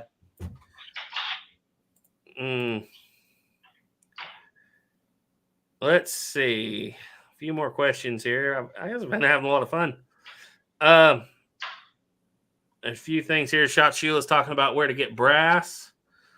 He says Martin Robinson used to have brass shotgun shells, and they take small pistol primers. He sells bullet molds too. Caesar said my Fusey de Chasse knocks me around pretty bad because of the stock shape. Yeah, it'll knock your teeth because of the way that cow hoof stock is. It punch you right there. Oh yeah, Ethan said I think it's something that kicks worse than the Brown Bess is the matchlock loaded with a proper load. Yeah, 240 grain charge in the matchlock. That was exciting. Back when men were men. Yeah, and then Ethan gave that load to Mom and told her it wouldn't kick. Oh, He filmed it on Thanksgiving. oh no. At least she knew how to shoot, so at least she knew to pull it tight. Oh. Yeah, my shoulder feels it already on the wall gun. I can only get my brass from Bertram for my big 50. Yeah, I'd love that. That's if I get it. We were talking earlier about Sharps 5140. If I put out the money for a Sharps, even like a Shiloh, it's gonna be 5090. Because that's the big 50, right, Duke? That's the one you gotta have. Yeah. If you can get Yep. one, I would love a 5070 carbine, but it's like if I'm putting out for a big business rifle or something, 5090s would be the one I feel like I have to have. And the thing is, you could ream the chamber out and you can still shoot 50-70. Yeah, oh yeah, buy a 57. But that would be, I wouldn't see the point in a 5070 rifle as much as I would the carbine. Like I said, yeah, if I bought a 5070 rifle, I'd probably bore it out because I want to reach out further. If I got the big rifle, you might as well do it, right? Yep. Yeah. No, yeah, Ethan said the round he gave mom wasn't that hot. It was only 125 grades. Only. Yeah. Nice thing about a matchlock is if you smoke cigarettes and don't have a match, you already got a way to light it. You know the nice thing about a matchlock, it erases flinch for that gun. Because there's no time. As soon as the match is in there, you don't know exactly when it's going to go off, so you don't get a chance. It's just going to go off randomly. It's just going to go off today. Is it going to go off next week? You don't get a chance to flinch because it's my uncle used to always say, It's a "Let it surprise." surprise you." Well, it'll surprise you. I mean, you might flinch 3 times with the match going down, then you're like, "Oh, it didn't go off."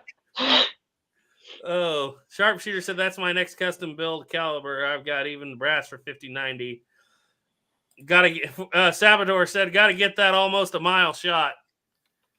I don't know about you guys. That would be a but lot of fun to attempt. That would be I a have lot of fun to trouble. attempt. It might just be me, but man, I have trouble seeing a man-sized target after 600 yards. Yeah, that would be hard. I mean, it gets out there. The only way he could have seen them, honestly, is because they were silhouetted against the background. Skylined On and that on hill. horseback, wouldn't he be? If you are not, there's no way he would have probably seen them without at least some kind of an optic. That's a good question. When did he start seeing optics? Shiloh is producing 1863s again. Ooh. Oh, cool. Let's see what we've got here. I got to put together, see what it's going to take. Oh, it's only percussion. They don't have a cartridge version. Dad nabbit. So did any of the guys have optics in any of those fights that you know about? Optics? No, I've never read anything about optics. I thought, I just don't see how he could, without them being on, like, that's the only way you could have seen them to even know they were there. I'm sure you would have known they were there. yeah, but because there's being a on cluster of horseback, them up there. Yeah. You got lucky, but I'm on it. I mean, I shoot at 300 yards at a torso target, and to be perfectly There's honest, not that much thing's there. pretty small. Yeah. Well, I mean, even on like a modern rifle, like an M4, right? The front sight post is bigger than the person at 350 yards.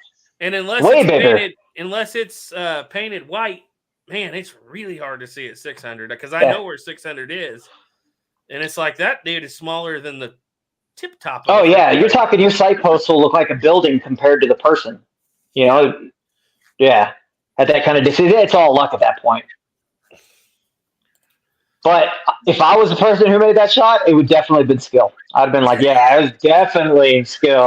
Kind of like shooting that long 300-yard shot with that 45 Colt pistol. We Yeah, ain't doing that there you go, anymore dude. today, boys. We're done. We're done. Kind of like Duke. So I ain't touching another thing because if I miss, no. I so wish we could have saved the footage on this. Yeah, that would have been worse. That would have been amazing. I don't know if you could ever make it out, but you see the bullet hole, right? Yep. There. A little bit there. Yep, right there. Yep. 300 yards. It's a shame that he didn't say that. Almost In got a a coyote gopher at hole. Yeah, I almost got a coyote at 100 with a 1911. So I've had this crazy idea. I got Jake laughing pretty hard about it, but I kind of figured it'd probably be really stupid to do. Yeah, you always get people yell at you for facing your barrel at the camera. Mm-hmm. I was really contemplating buying a cheap GoPro and shooting it, pretending not to shoot it. Like, oh, look, I'm bang, at the GoPro, just because I'm so tired of getting people saying, oh, don't point the barrel at the camera. Like there's a person standing there. If you're still watching, Doug, that was Al Frasca's The 4570 Springfield Book 2. I'll text it to you if you're not.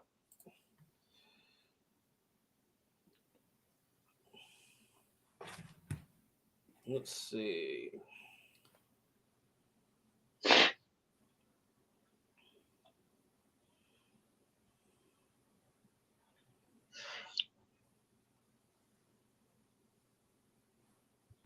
Huh.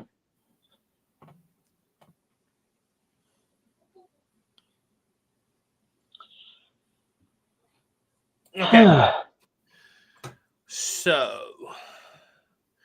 Sharpshooter 74 said, I'm currently working with NOE bullet molds to release a long-range 50 cal mold bullet weight 697 grains with pure lead. That'd be interesting.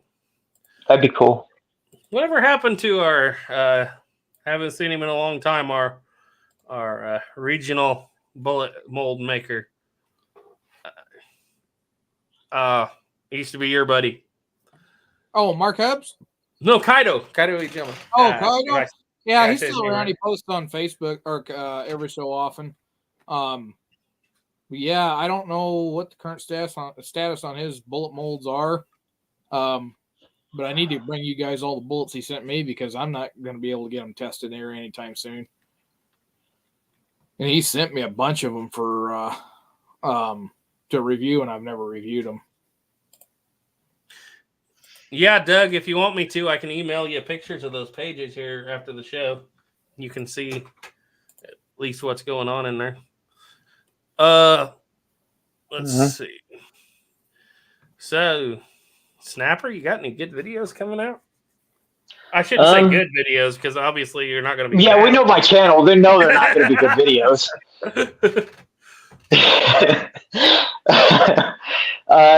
Mostly there is things lined up. I got to get a bunch of videos sent out to Jake because I ended up doing most of the recording because I had like slow-mo. Mm-hmm. Other than collaborations with Jake, there's a couple videos that I should finally release soon. I've got like a lot of videos. One apocalyptic one. I'm waiting on that. I mean, I could always do a Dragoon one again. That's pretty apocalyptic. No. At least it feels that way. You already have a testimonial. Oh, yeah, well. Oh, I see where you're going here. Yes.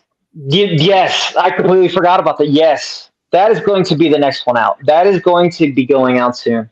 That's either going to make us or break us. Yeah, that's going to be fun. Everybody's going to either love us or hate us. We'll find out soon. You will find out soon. Well,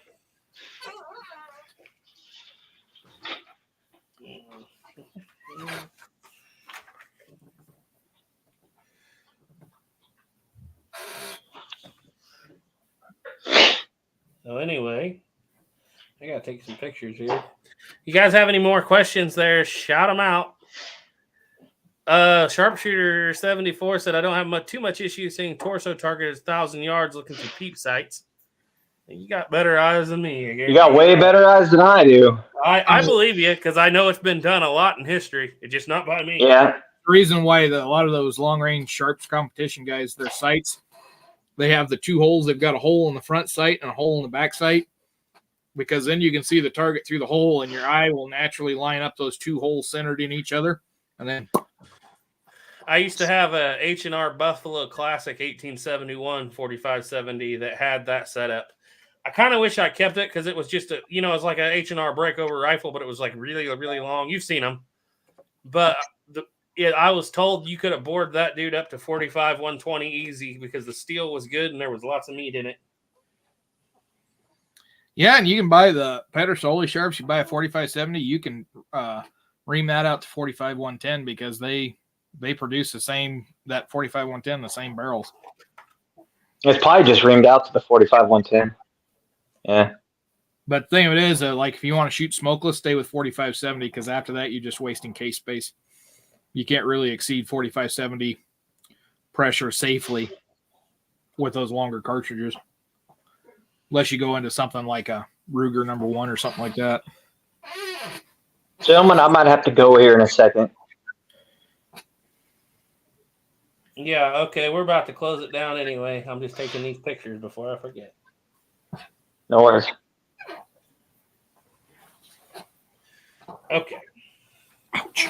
How many people are still out there right at the moment? 43. Can't We see. peaked out at about Nice. 68. Nice. Thanks, guys, for still sticking in this long. Okay. Sharpshooter said, I'm wanting to do a Billy Dixon commemorative for my custom build rifle. Donald Benson said, Moose That'd be molds cool. will make you whatever whatever bullet you want. He's always down at the NSSA. A lot of shooters use his molds. Sabador said, "What are you guys' thoughts on the Ballard?" I have to remember what the Ballard even looks like. I read about it a lot, but I have to stop and think. I've never actually held one, obviously. Let's see. Oh yeah, the Ballard. That's the one that I think they call it a Hepburn rifle too, or similar to the. Can you show a picture? I don't know why I cannot picture this thing either. It's like a Winchester falling or high wall, low wall. Okay. Yeah, it's used by the Kentucky Volunteers because I think that's kind of what the Hepburn rifle was based off of. No, never mind. I'm thinking something totally different. Yeah, it looks like that's kind of a cool looking gun. Yeah, it's a. I've heard the name a million times. It looks like if you crossed a Remington rolling block with a Winchester 76 with a. It's actually a cross with that and Winchester low wall. Yeah. Okay, I kind of get an idea then. Okay. Let me grab one here. I got. If I don't do that, that'd be a bad idea. About kill the whole stream. But there are guys that do put Winchester levers on them things. Well, that's what I was just looking at. The one I was looking at had a Winchester lever. The original didn't have that. So they use the lever to drop the block? Yeah. Well, this is the one I was just looking at. It's probably a yeah, no, I totally misspoke. Oh, yeah, Hepburn, but it's okay. Hepburn's totally different. Well, it looks like that, even though that's a little bit. But dude, Looks like that might have the Winchester lever on it. That's the first one I saw. Yeah. A Winchester that made it with a rolling block. Yeah, or a high wall. Yeah.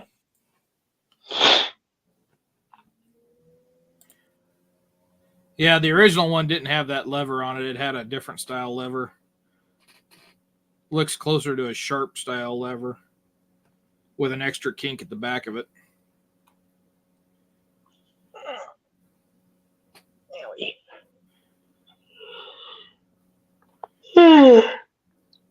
Let's see, where did they use that? They had it, and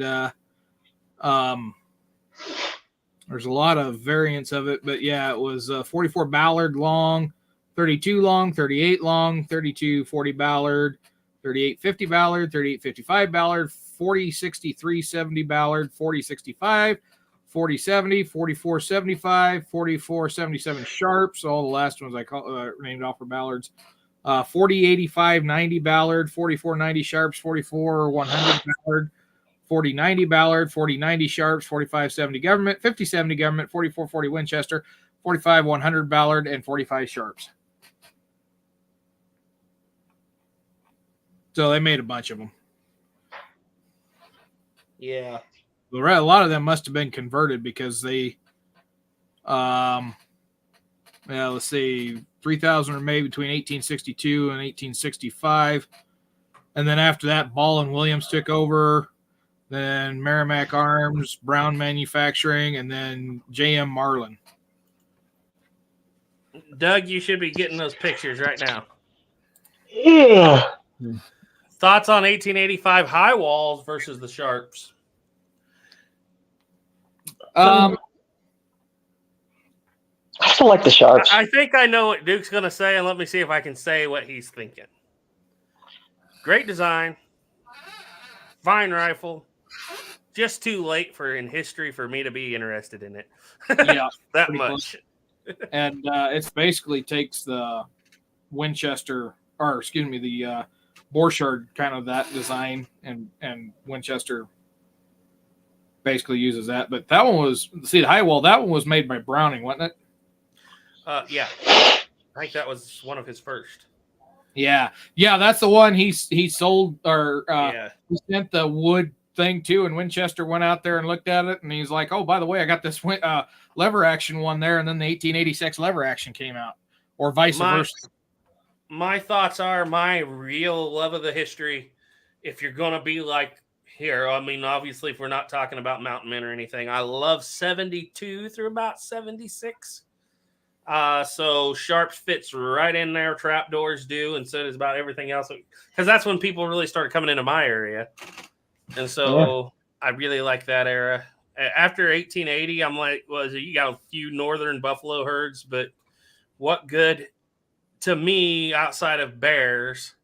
I don't see the real point in having those big bore single shot rifles when Winchester's already coming. I mean, the buffaloes are gone. Yeah, Yeah. by 85, the last the buffalo herds in the north are being pretty well decimated down. But up there, it wasn't so much for hides as more as it was for tongues and meats. A lot on the tongues. You got that. You got those eras, say War of 1812. I really like the civilian. Take a look at Seth Kinman, I believe, right? The Mountain Man. Look at his gun. He had a gun from the War of 1812 that was a rifle that had been converted to percussion lock later on. Fur trade era. Northwest trade guns, great. I love the Lehman rifle. Great stuff. Those are what I want to have. Civil War. Look at an Enfield, a 63, or a Springfield. That's cool stuff. Post Civil War, Sharps and trapdoors are awesome. By the time you get up into 1885, I probably want a single action army, even though there's doubles, and a Winchester rifle. It's just that's where the interest is at that point. Yep. Because there's not a lot of use for a big single shot rifle. Mm-hmm. Because And I know that. for 4440 will take down a deer just as easy as Sharps would. Mm-hmm. Exactly. And if you're an older guy, then you probably still have one of those leftover Sharps. It's one of those things. What does it gain you over the old gun? Yeah. I always have to ask myself, what is that? What does that gain you Not over much. a cheaper Sharp at the time? Not much. And it's just not as iconic, I guess. I don't know. That's just my feelings. I don't have to mean anything. But Matter of fact, I finally did a weird test that I've never done before because I've always been scared to do it. But I actually forgot about it, so I said, screw it, I'll try it. We shot on Saturday, and today, right before the show, I finally cleaned my single action army. So it's been sitting that entire time after a lot of bullets put through it. Still completely free. still completely free. Yeah, you can still turn it with your pinky. And I mean, it just shocks me. I know it should do that, and it's made to do that, but it still shocks me. You get used to shooting other guns, and, after 30 rounds or so, you got to start cleaning it a little bit. Not those single actions. You shoot all day long, and I think we'll never get stuck. Yep, by the 1880s, I would say I would be way more concerned with two-legged predators than four. Yeah.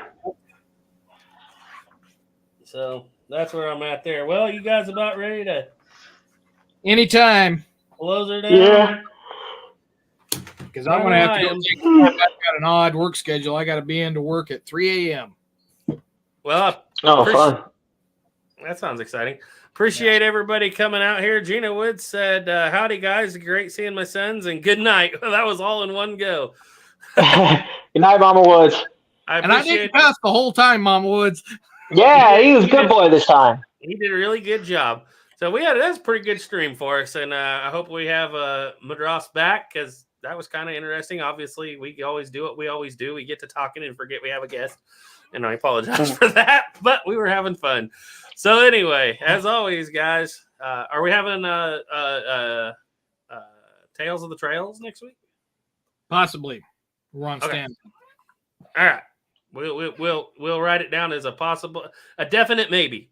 All right. Yep. So anyway, trusting God, guys. Keep your powder dry. Bye.